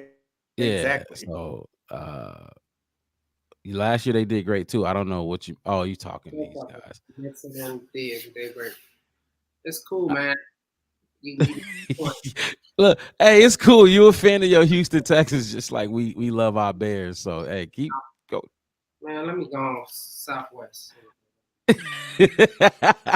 See if you can catch a flight to Houston, because this man. Oh man, that's funny. Flying just for the day. And look, this is what you can do with last year. This comment right here, he said Swift had 5 touchdowns. Dude, last year Swift was behind a Jalen Hurts touchdown stealing ass tush push. Like, come on, man, you can't do that. Like, context matters. It does. Let's move on though, because we could be battling with him all night, which I appreciated though, because Texans is gonna lose week 2. Makes it more energized. Yeah, them Texans gonna lose week 2. I'm changing my pick just because of you, John. Ain't no way in hell y'all beating us now. Now I'm with you, Wes. I'm with you. Let's jump into this Eric Washington real quick. Yeah, just for sure, for sure. Friendly battle, friendly banter. We don't Eric really Washington. have any animosity to really anybody except Packer fans. Yeah, that's a fact. Eric Washington spoke too, and this is what I took from his press conference. Do you think going up against the number 1 pick in the draft is a motivator for defensive players? Well, you'd have to ask the guys that. I know. I don't think it matters who's out there. I think when we're out there, and I think they take a lot of pride in just competing and winning and trying to get the best of that situation, the best of the person that they're working against. And it starts right now with Bears against Bears, and we want to carry that into the preseason and obviously the regular season. Does it look to you? Something we spoke about plenty of times. I know, Devin, we even talked about the whole number 1 overall pick aspect, the target on your back with Caitlin Clark, and it's going to happen. You know what I mean? It happened with Lonzo Ball. I watched it happen. His dad talked him up, and them dudes couldn't wait to go out there and outdo him. With Caleb Williams, we kind of spoke about it earlier. Look, I don't care about what Caleb and how nice he's been and what he want to make him. They want to, prove a point to him. You know what I mean? They want to go out there. They're motivated to play against the number 1 overall pick. They're motivated to show them like, hey, we like that too. We're NFL. They're motivated to show that they're better than that number 1 pick. Like they're also trying to kind of point it out to all the Bears coaching staff and stuff like that. Like, hey, you see that pick that I just made? Yeah. Especially when you're looking at also the who is the guy that we had replace Jalen Johnson when he got hurt? Terrell Smith? Is it Terrell Smith? Terrell Smith. But imagine him going out there trying to get a pick really hard because he's like, I deserve to get some more snaps in and stuff like that. That's gonna happen. If you can pick off the number 1 quarterback or number 1 pick, then you must be out there doing pretty good if you can do that. Yeah, and it's gonna rise your stock, whether it's not just Bears players, other teams. You know what I mean? You get a pick on Caleb Williams, you get a pick on Patrick Mahomes, it's gonna rise your stock. People gonna talk about you. You get a sack on Myles Garrett got the graveyard with all the quarterbacks he sacked and their tombstones and shit like that. Boom, he can't wait to add Caleb Williams to that. You know what I mean? So motivated, and Caleb Williams got to be ready for it. You know, I can't make excuses I can't say, oh, they're motivated because I'm the duh. You know what I mean? Go handle business and shut that shit down. As far as Chicago Bears and Bears versus Bears, like Eric Washington said, when I played, I wanted to wreck the offense. I'm not even gonna lie. I wanted to destroy. I wanted to make them look bad in practice. Coach had to say, "Hey, Marcus, chill out. Let's run the play." I'm like, "What do you mean, chill out? This is exactly what's gonna happen to us on Friday Night Lights." You know what I mean? I'm about to make the quarterback's life hell in his practice. I think that's what's going on with Caleb Williams and with Jalen Johnson, Tyreek Stevenson, and Kyler Gordon, Jaquan. They want to make him look bad. It's that simple. What y'all fellas think, or what you think, Wes? Yeah, like I said earlier on in the show, Jalen Johnson said it before we even drafted him and all that kind of stuff. Even after we drafted him, I'm gonna bet the exact opposite, John. He said that that's what we're gonna do when we get here. That's what we hope he expect to be treated that way. You know, the fact I don't think the defense should care if it was Caleb Williams. I don't care if it's Tom Brady. Who it doesn't matter who's back there. Because guess what? When they actually get out there on the field, it's not like we're gonna keep playing the same team for 17 straight weeks. So why focus on sacking one quarterback?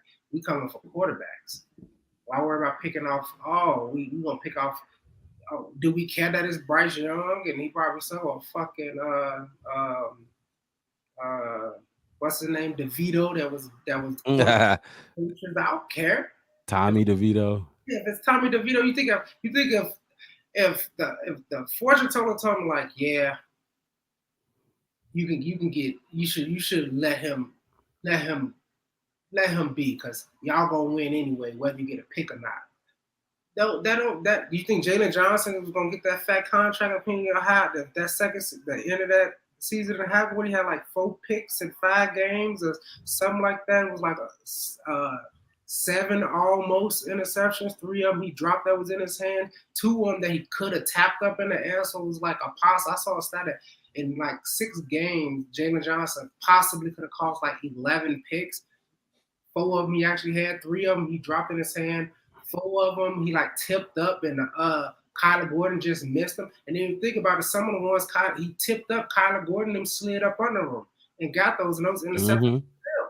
So no, I don't think it mattered that he's the number 1 overall pick. It does. I don't think that defense cared that he's the number 1 overall pick. You don't think so? You don't think?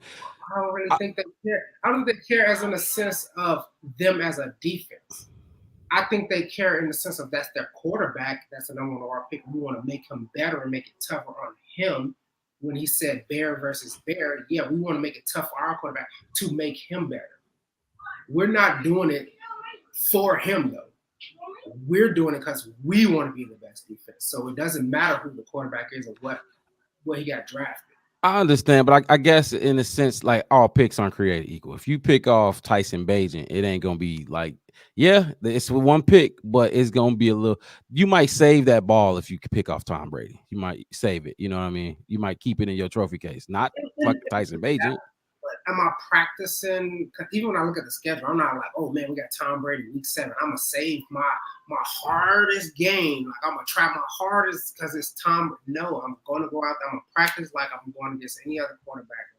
And then when I get out there, I know that I can pick off Tom Brady because I did it to Will Levis, I did it to Joe Burrow, I did it to Josh Allen, I did it to Purdy, I did it to Aaron Rodgers. So I know I can pick off the GOAT. You know what I mean? And I think in the I have to prepare like every pick. So if you want to think of it that way, yes, they're thinking about it like, hey, I need to prepare to pick off the best quarterback that's playing, starting in the league right now. So I have to practice like I'm finna pick off Pat Mahomes because he's that's what I'm practicing. Because everybody else should follow in line. I should be able to do everybody else because those should be easy. So if you're thinking of it in that way, yeah. Do I think they're looking at it like because he's the number 1 overall pick? It makes it sweeter and better. Not for the starters, but like you said, maybe Terrell Smith or, maybe some of these undrafted free agents is coming out there who needs that to build their stock to not get cut before the season even starts. But I don't think Jalen Johnson's running out there like, I got to pick off Caleb. I have to get a pick on him. I have to get a pick on him. No, I don't think he's saying it that way. I think he's saying like, I'm gonna get a pick because I'm good at doing it. That's my job. I think that's what he's looking at. And I think that makes sense. I agree with that to a certain extent. I think the established players, like you said, the Jalen Johnson, the established players, they ain't thinking about picking. You know what I mean? They've been here. No, I don't think they think that's just because it's Caleb. Like I think they want not for themselves. I want to show Caleb this is what you're gonna get. This is what you can get. This is what you can expect from everybody else. Like even if I pick it off, it's price. I might have it in my hand and I might even fumble it a little bit and it goes down. Fuck y'all. I should have took it. I could have. You know what I mean? Like when you playing the practice, you play with you scrimmage with your team. I'm not gonna knock down my teammate to get a block on a chase down and run him into the wall during practice just to be like, I blocked your shot because they just recruited you in from whatever, blah blah blah. I'm a 5 and stuff. No, I'm not going that hard. If I'm a blocker, I'm a blocker. I'm trying to better myself. Like if this was a fast break, how can I cleanly get it without fouling? doing everything right, battle rules, without getting, you know what I mean? Like I'm working on my game more than I'm worried about who I'm going up against. Right. And that told like you said, it make complete sense to me. If you're Terrell Smith, hell yeah, you know what I mean. You're hungry. You want to make a name for yourself. You on the spot on the team, which he probably does. Eric Washington, you got any comments you want to throw in there, Devin, about Eric Washington and players being motivated to pick off Caleb or shit, any other quarterback, rookie quarterback for that matter? Can you hear me? Okay, sound okay. He might. Can you hear me? Sorry, I was having some issues with my audio. For some reason, Yeah, my earbuds went out, and yeah. Nah, I had the issues earlier. No, I was just saying we just wrapping up the Eric Washington. If you had any more thoughts on players being motivated to pick off or just play well against Caleb Williams or any top rookie pick for that matter. I mean, I think that like they're motivated to play well. Maybe some of them are motivated to play well against Caleb, but I kind of liked what Wes was saying, where like they're motivated to play well, not just against Caleb, just like practice hard. Like when you, I was thinking about like when you see Tom Brady's on your schedule and you want to go get that pick, how do Mhm. you get that pick? You don't just like wait until the day and then go out there and hope to pick him off. You work your ass off picking off other quarterbacks and stuff like that. Like working, putting in that work to get to the point where you can pick him off. Like you don't just kind of just show up and pick off one of the greatest quarterbacks ever. Like you don't just do that. In order to get to that point, you got to really like work and put in that work. And this is the version of them putting in that work. And like what you were saying earlier, like you pick off Tyson Bagent and it's not as really as big of a deal.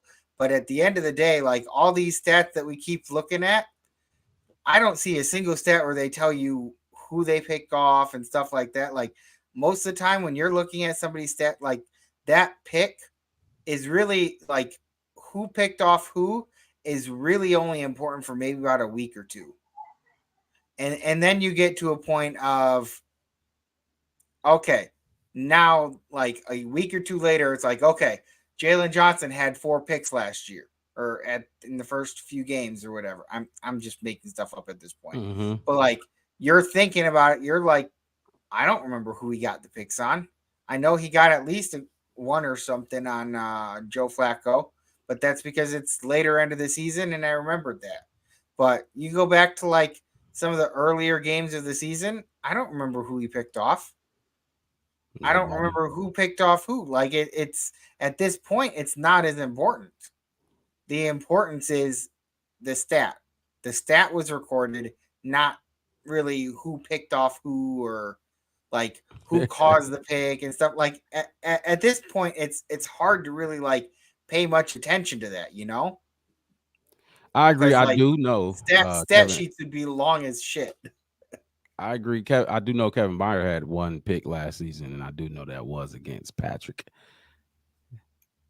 Hey, Mahomes. I mean, when you only Uh, got one, that it's easy to remember who right, he right. picked off. But Um, yeah, when you go into that negotiation room with Ryan Poles, and when Jalen Johnson went Mhm. into that negotiation room with Ryan Poles, they looked at, and I'm sure they brought up like, yeah, you had 4 picks, but you picked off Aiden O'Connell twice, or you picked off Brian. I'm sure it came up in more detail, but at the end of the day, Jalen Johnson's telling them, hey, I had 4 picks. I had two, what do you got, 2 pick sixes? Something like that. He's telling them like the numbers, like you said, is not. I don't care who was it against. I did it. You know what I mean? Y'all said I couldn't do it, and that was what I struggled at. I did it. You know what I mean? Um, Mhm. Now I think it might hold a little more weight if you got some of those against Jordan Love or Well, um, but see, here's the thing: like, if you have 5 picks throughout your year, or what would you rather have? Like 5-6 picks throughout the year, or 2 picks, but they're against like Patrick Mahomes? I as a player in that negotiating room, I'm going with the 6 picks. Yes, Like I 6 think. picks spread out throughout the entire season, as opposed to maybe 2 picks in one game. Mm-hmm. At most, those 2 picks helped you win a game. Mm-hmm. The 6 picks could have contributed to 6 possible wins. Yes. Like that concept of like win shares and stuff like that. I know they talk about that in some other sports, not as much Mm-hmm. in football, but like the percentage, what percentage of the win is yours because of your contribution. And it's Right. like, okay, if you have a pick, or like if you have a pick in a game where your team ends up winning by like a field goal or something like that, Mm-hmm. you getting, and that field goal was caused by your pick or whatever.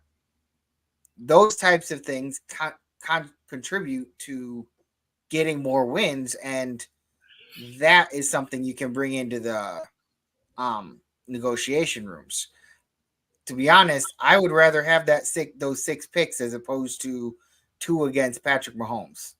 Because I mean, I agree. I mean, 6. I don't care who it is. Six versus 2. I don't know how you slice it. 6 versus 2. 6 is better in any way, shape, or form. Uh, I do think the 2 against Patrick Mahomes matter. I do think the 2 against Jordan Love. Okay, let's look at it this way. Let's equal it out. 2 picks against Jordan Love, 2 picks against JJ McCarthy, and 2 picks against Jared Goff.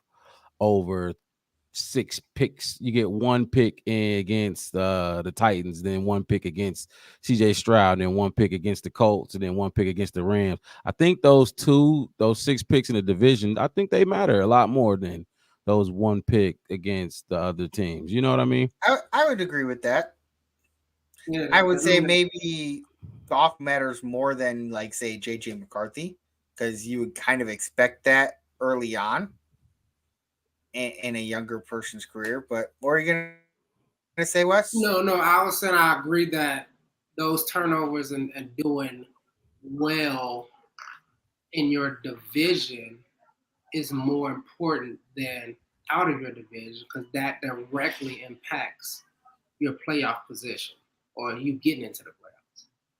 Because one, like if you sweep your division and it was because let's just say because of the picks or whatever, you help you have your team sweep your division and all that, and let's say y'all do equally as well outside of the division, Right. you get that playoff spot, which extends your season.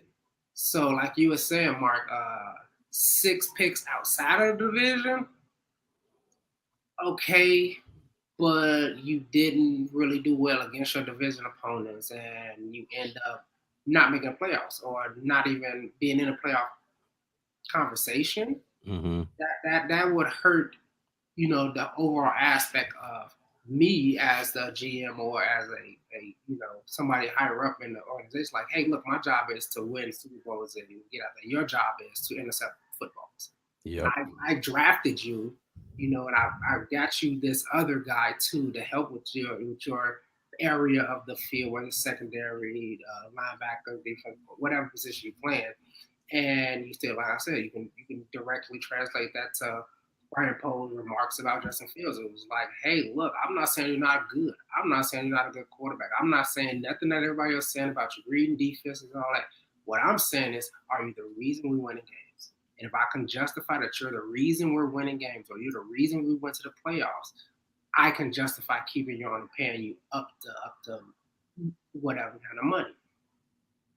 You see what I'm saying? And if you're not doing that, I mean, like I said, Justin could have balled out outside of the division, but just flat out just was terrible inside the division. It's like, yeah, you winning us games and all this kind of stuff, but you suck in our division. You can't beat our division opponents, which means we probably not going to make the playoffs, which means I'm not going to be, when he looks at my resume, because when I go show my GM resume, how many times did your teams that you were managing go to the playoffs? How many times did I have built a team that made it to the conference, the divisional round, the Super Bowl, and all that kind of stuff? Because that's going to get me another job, just like coaches who do the same thing.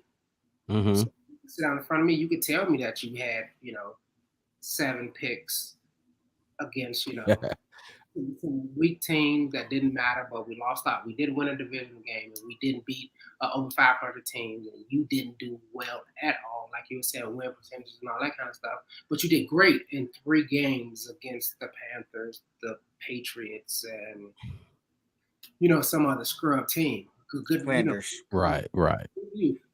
I'm happy you did that, because now when I trade you, I'm gonna use those stats to give me something better. But it's just Yo, ass is funny. Like I said, are you the reason that we're winning? So yeah, it matters in the division, and it doesn't matter which division team to me. Whether you did it to the Lions, the Packers, or whoever, it doesn't really matter. You're supposed to do it to all of them. And I would take any 2.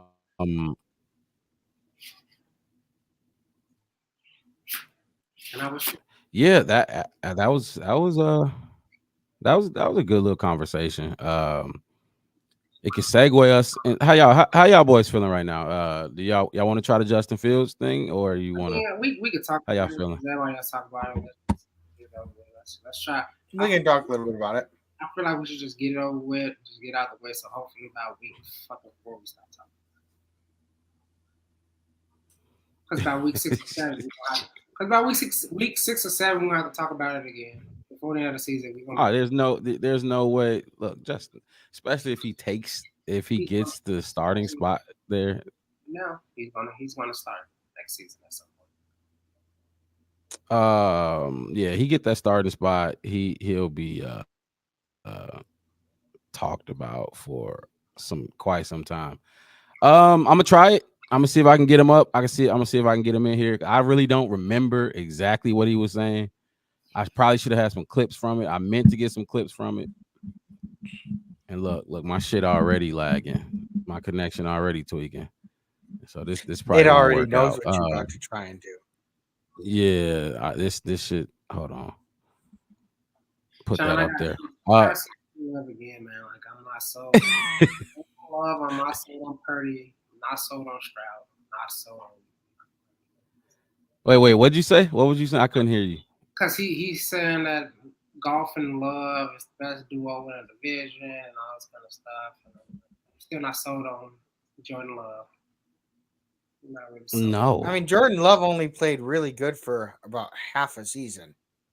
I'm not, like I said. He won a play. Like this fact that the Packers won this playoff game and they're like putting so much. It was a tough game in Dallas. I mean, that was a tough game. It wasn't Dallas. Listen, but at the same time, like, how many times have we said that wins is not a statistic for any player on any team, like especially like there are other people that contribute to the win. Like, and to be honest, Dallas chokes in the playoffs all the time. All the time. So to say yes, he went in there and he beat Dallas. Okay, a lot of people have done that because Dallas chokes in the playoffs a lot, and I don't know. But bringing up the playoff win is like, well, wait a second, like. The team won. Jordan Love.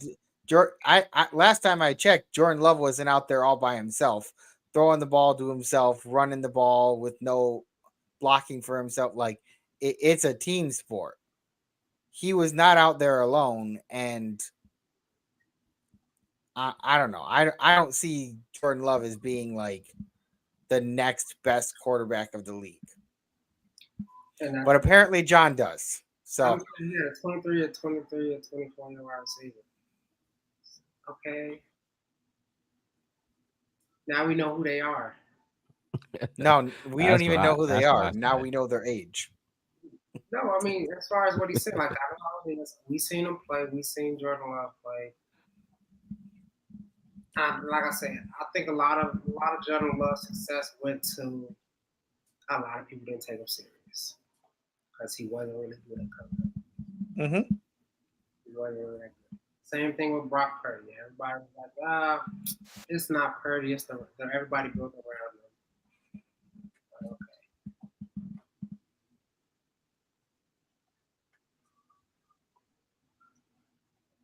like I said, I gotta see more. A couple years from now, maybe I'll see this one. And I don't know about that take about Russ leading the AFC North in touchdown passes next year. Oh, damn, he don't Especially think knowing Justin's that getting in Lamar. there. I'll say, ain't the Bengals and the Ravens? And Yep. The Bengals are in AFC. It's the Bengals, Browns, Steelers, and Ravens. And I mean, if I don't know if I see the Steelers winning that division, but if they have the most touchdown passes, they would be in the conversation to That's win. why he said touchdown. Is that total touchdowns? Yeah, you got the Ravens. Touchdown passes for Russ. I don't know. It seems like it would be The Bengals. I feel like Joe Burrow is kind of a toss up sometimes because like he didn't did he play much last year or am I mistaken? He hurt his hand. At a one. Okay. At a significant. I forget what he did, but he didn't play a lot because his hand was something. They went. Mm-hmm. Okay. Yeah, that's Yeah. and so but like so maybe he comes back good as new, maybe he doesn't. I'm not 100% sure about how that's going to work out for the Bengals. I can understand.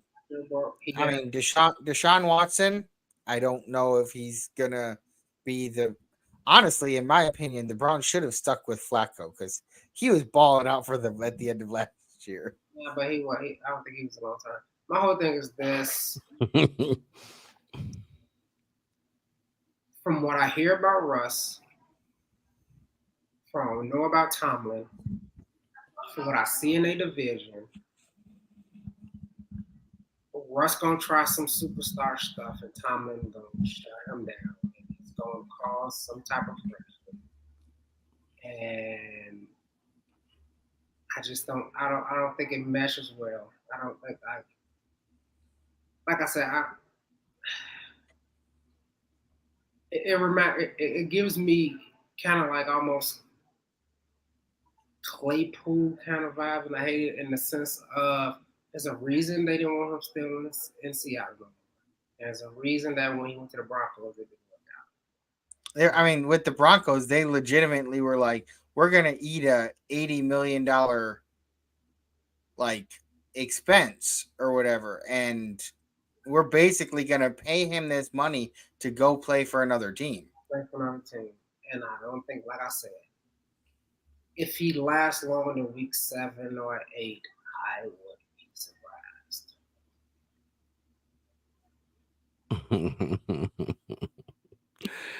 Look, all right, look. I'm about to try to get this Justin Fields in here, and we can listen to his press conference at his locker.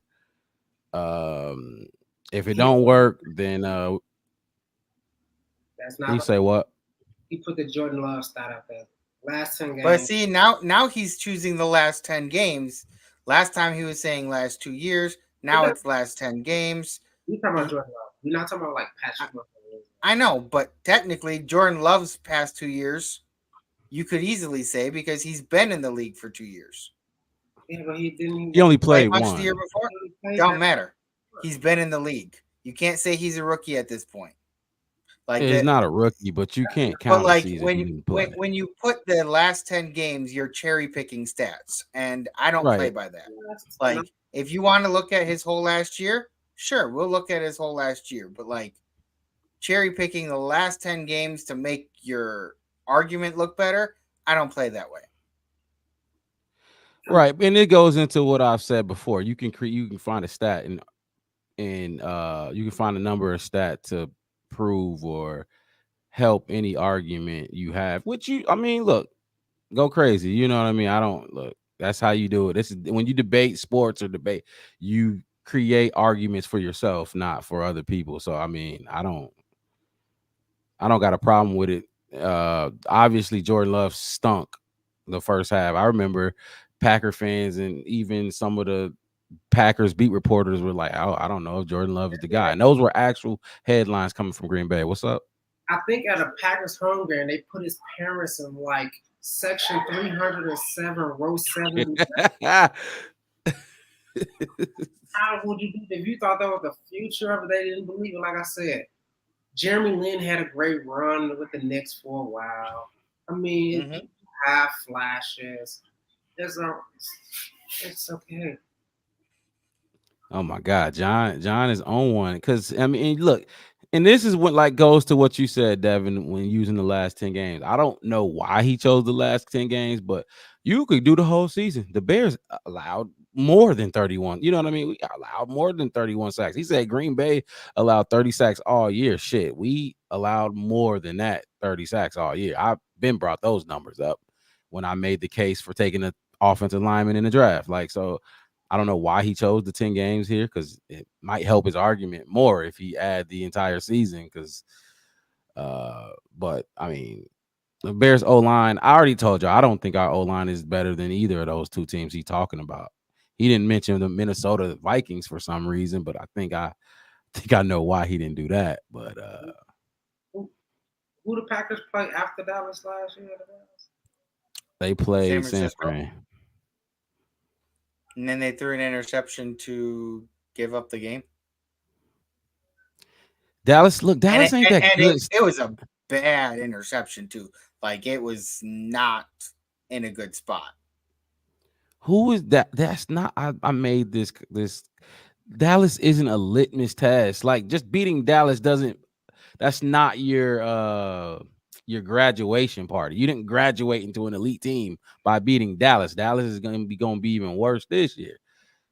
Dak sucks to me. I don't know if I think I told y'all how I feel about Dak. I think he's weak as hell. I think his team has been good. You're going to be pretty decent with a pretty decent team like he has, but Dak ain't good, man. Dak is very mediocre. Let me try to play this because John pressing some buttons and Like I said, uh I wish the Packers would have ended up having to play the Lions that first play That would have been much better. because it was possible. that would have been fun to watch. Justin Fields. Here we go. If this doesn't work, then we could just comment on it. I don't really remember much from it. I just know some of the headlines, so I won't really have too much opinion on this damn press conference. But let's try and see. What was your reaction when you heard that you were traded to the Steelers? What are you looking forward Yeah, when I first got traded, I was actually, I think it was like 10 o'clock, but awesome. Since my time, meet my new teammates, the coaches, everybody's here great, and they've definitely made the.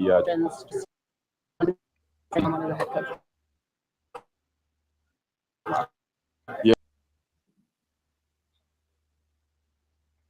I stopped that shit. Anybody else feel like he's more emotive now than he was when he was in Chicago?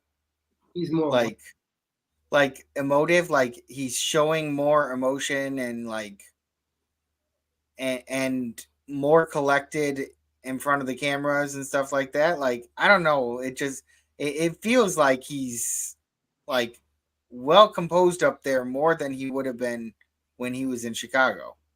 He ain't get his head knocked off yet.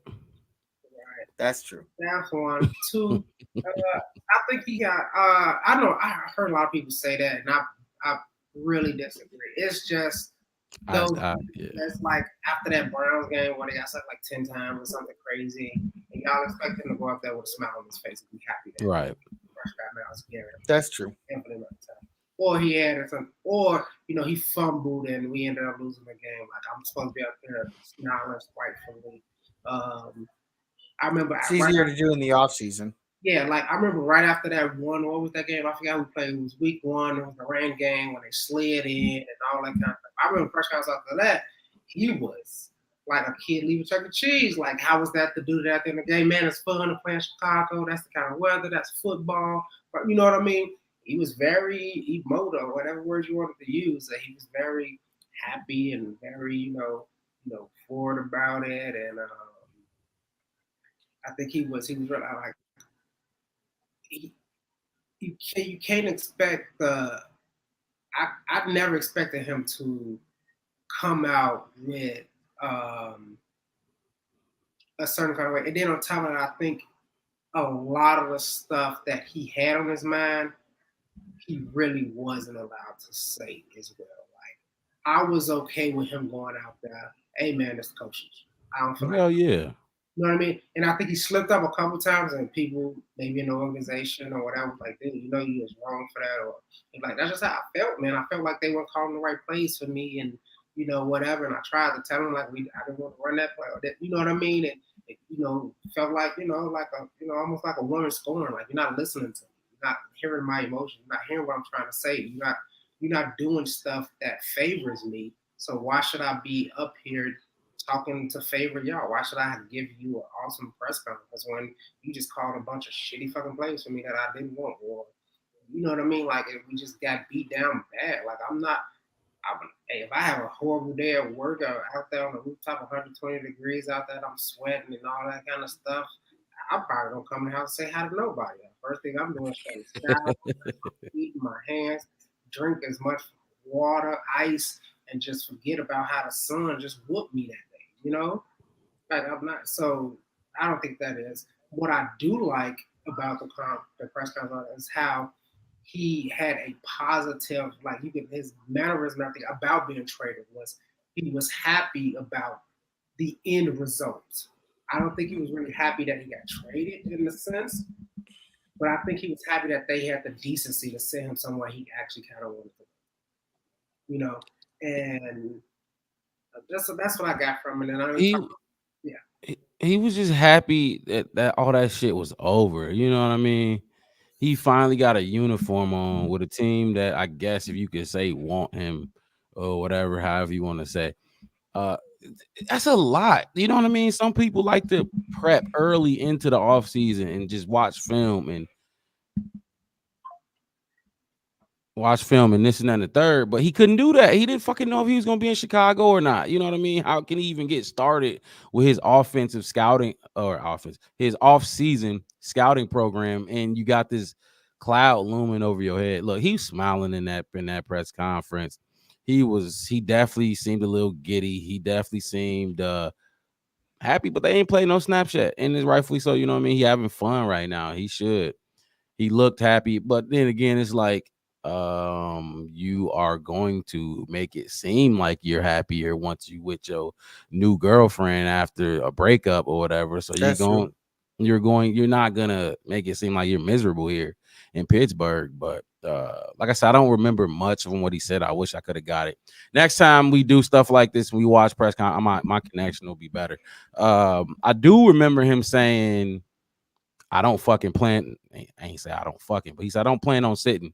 I'm not going into. I don't have the mindset of sitting behind Russell Wilson this entire season. And Russ knows that it's going to be a competition, and he basically said I'm pushing for that job, and Russ should know that.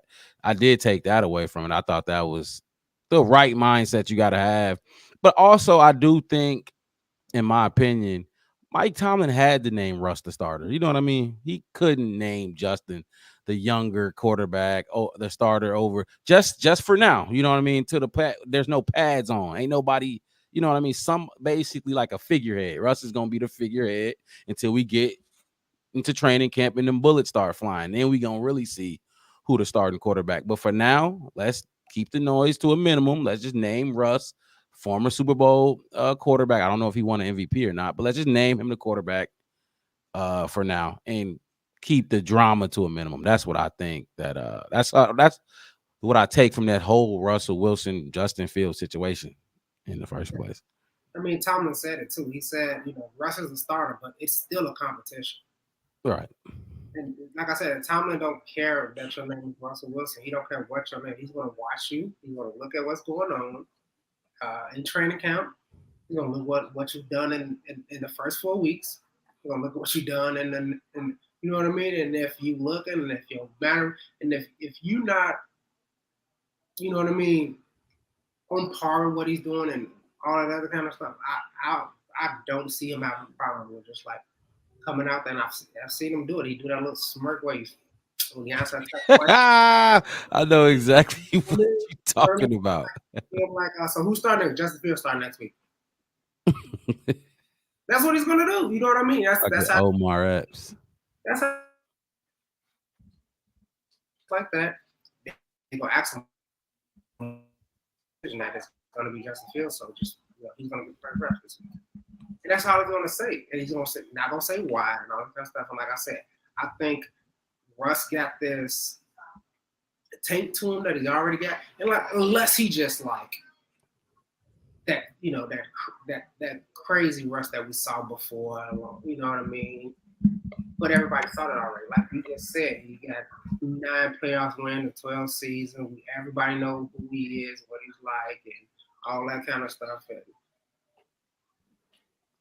Tomlin already been there before. Tomlin once he's done that. You just put his record up there and all this kind of stuff. So he's not worried about optics or anything like that. He's like, you're not getting how I want you to get it.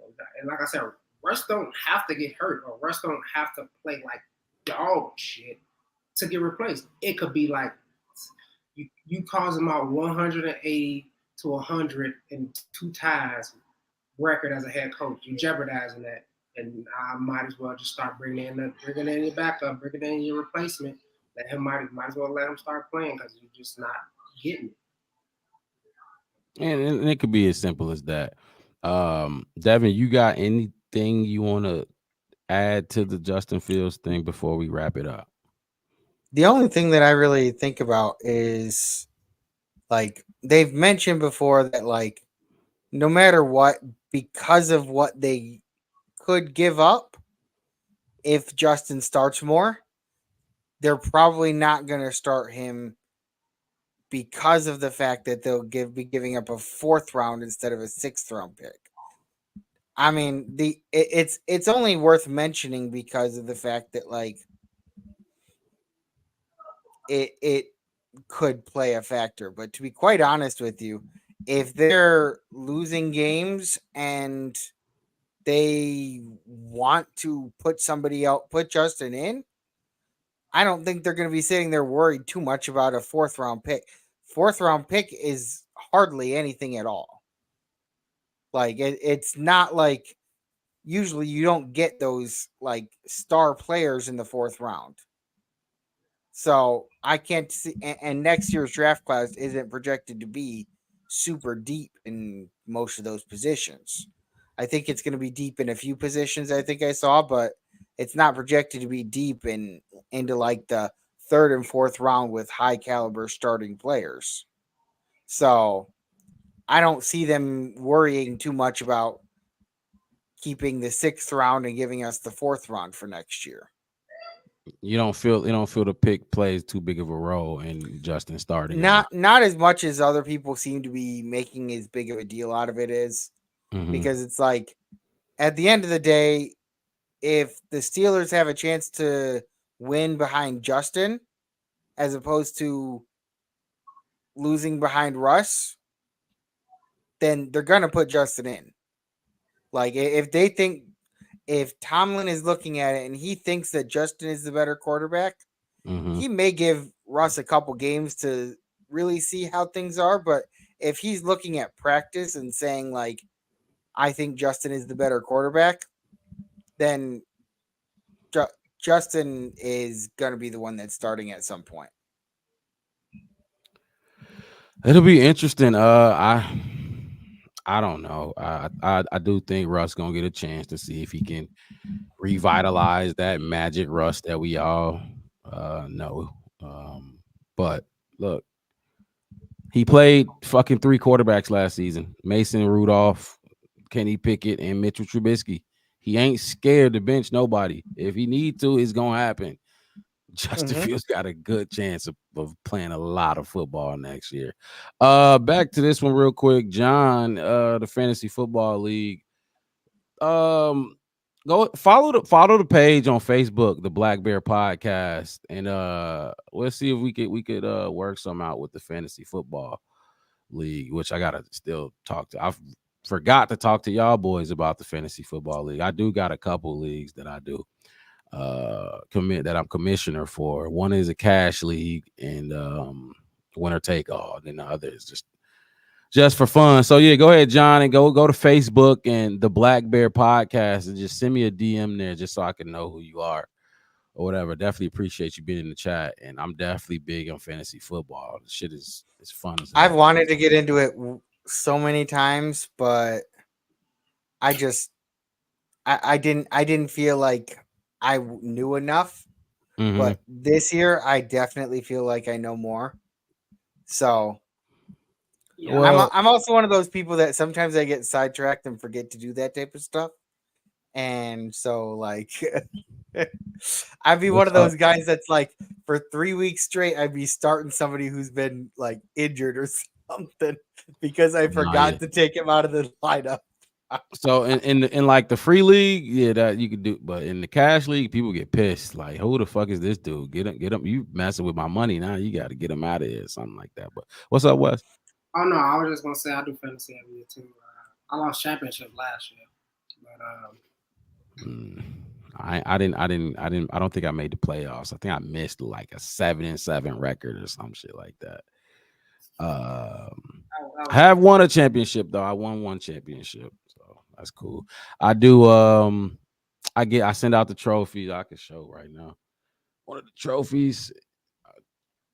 Winner get the trophy. I'll buy a trophy and send it out to them or whatever. And I do all type of like crazy shit just to make them feel good. The shit is fun, you know. So I'm definitely like. You say what? No, I said I'm definitely down. Like I said, winner take all. It's only $25 buy-in, and then winner take all. So, you know, but let's see. Get some more of these comments. He said, I've been hooked since 2006. I drafted Tomlinson and won it all. That's some lucky shit. I ain't been playing that. I've been playing for like a decade now. So it has been long. Damn. Got another new guy in here. Alex Silva. People whine and then complain about some kids throwing fucking 6 picks a half. That shit's the media lying anyhow. Yeah. Oh, he must be talking about the about Caleb, because there is definitely some rumors going around that I don't think anybody here is believed. He completed. He only. They said that story was he didn't complete a pass at all. He threw 7 interceptions and he got benched, which is fake news. Yeah, very fake. I mean, we heard that we saw nobody said he was throwing interceptions. I mean, I don't know who was saying he was throwing interceptions because they weren't even at the damn practices. Before Thursday, nobody could be there. But on Thursday, there was nothing about him throwing. There were almost picks, definitely almost. They were being, and when you're being harsh on Caleb, like the reporters there were, they were saying like he wasn't completing very many passes and he had a lot of almost picks. I don't know. To me, it's just like something don't sound right when you got reporters that were there saying almost picks and then somebody else saying didn't complete a pass, had 7 picks and got benched. You can't get benched in practice. Like, come on. Fuck. That's clickbait, man. They getting paid. Yeah. Whatever they do. I just want you to click on to see if it's true and they getting paid. Alex Silva, you showed up late. I don't know where you've been. We are almost 4 hours into the show. I appreciate you making it, but if y'all, we about ready to wrap this up. Y'all fellas got anything else y'all want to touch on before we get up out of here? He said near interceptions was the context, people taking out of context, and that's a fact. I agree with that. They definitely taking the near interceptions out of context. Nah, you good, man. Hey, we'll be back. Like I said, 3 the hard way every Saturday. It's Sunday. We had, some things going on yesterday, so we moved it back a day. And with the holiday being Monday, I don't think that affected too many people because we're off work tomorrow, so that's good. Yeah, I do have to say this before we get up out of here. As the residential veteran, remember tomorrow is Memorial Day, so while y'all barbecuing, hanging out with your family, if you got any veterans, friends, family, give them a call. I'm gonna be giving a call because Memorial Day for all my fallen brothers and sisters. I don't know if I said it on here. You know, I did 2 tours to Afghanistan. I lost some brothers and sisters over there when I was over there. So I am gonna be, you know, taking a moment of silence, calling their families and whatnot. It ain't barbecuing beers. It ain't just for you to take off work. You know, so take some time out. You know, just even if you don't know, just give them a few seconds to just be thankful for those Americans, those men and women who did fight for us to be, having these podcasts, having these sports teams, and being, good civilian citizens in this country. I was definitely waiting for you to say something about that, Wes, because I knew you were going to. Yeah, I was. It was sitting there in my mind. Look, like he said, I agree with everything he said. Take a moment of silence because they out there doing things that whether we can't physically do it or just not brave enough to do it. You know what I mean? It takes a special somebody to go out there and put your life on the line. So respect, much respect, and I appreciate to be able to do this podcast with somebody who has went out there and put their life on the line. So it definitely shows what type of character you got and what type of person you are. Happy Memorial Day to you too, Alex. John said good chatting off season football. I hope Bears sneak into the playoffs, but week 2 Houston will show you what a Super Bowl contending team looks like. I love it, John. I love it. Oh man, hey, he's almost as confident as Caleb Williams. Anything else y'all want to touch on before we bounce? No, I think that's all. Oh, hey, look, appreciate y'all tuning in to the Black Bear Podcast. This is 3 the Hard Way. 3 the Hard Way comes out every Saturday live every Saturday, just talking Chicago Bears football. It's been a little, low point in Chicago Bears news right now. Obviously, it's the off season and the draft is passed and everything, but we will be here every Saturday giving y'all some content. Like I said, it is Sunday. I had to handle some things yesterday, but giving y'all content, just chopping it up with other Bears fans and trying to put out a entertaining show. So hit that like button, subscribe, tell a friend, tell another Bears fan who probably don't know about the show, and just tell them to tune in to the Black Bear Podcast. Like I said, every Saturday, 3 the Hard Way. My boy Devin, my boy Chef Wes. I'm your host, Mark Robb. Y'all have a good rest of y'all night and enjoy the holiday tomorrow. Peace out.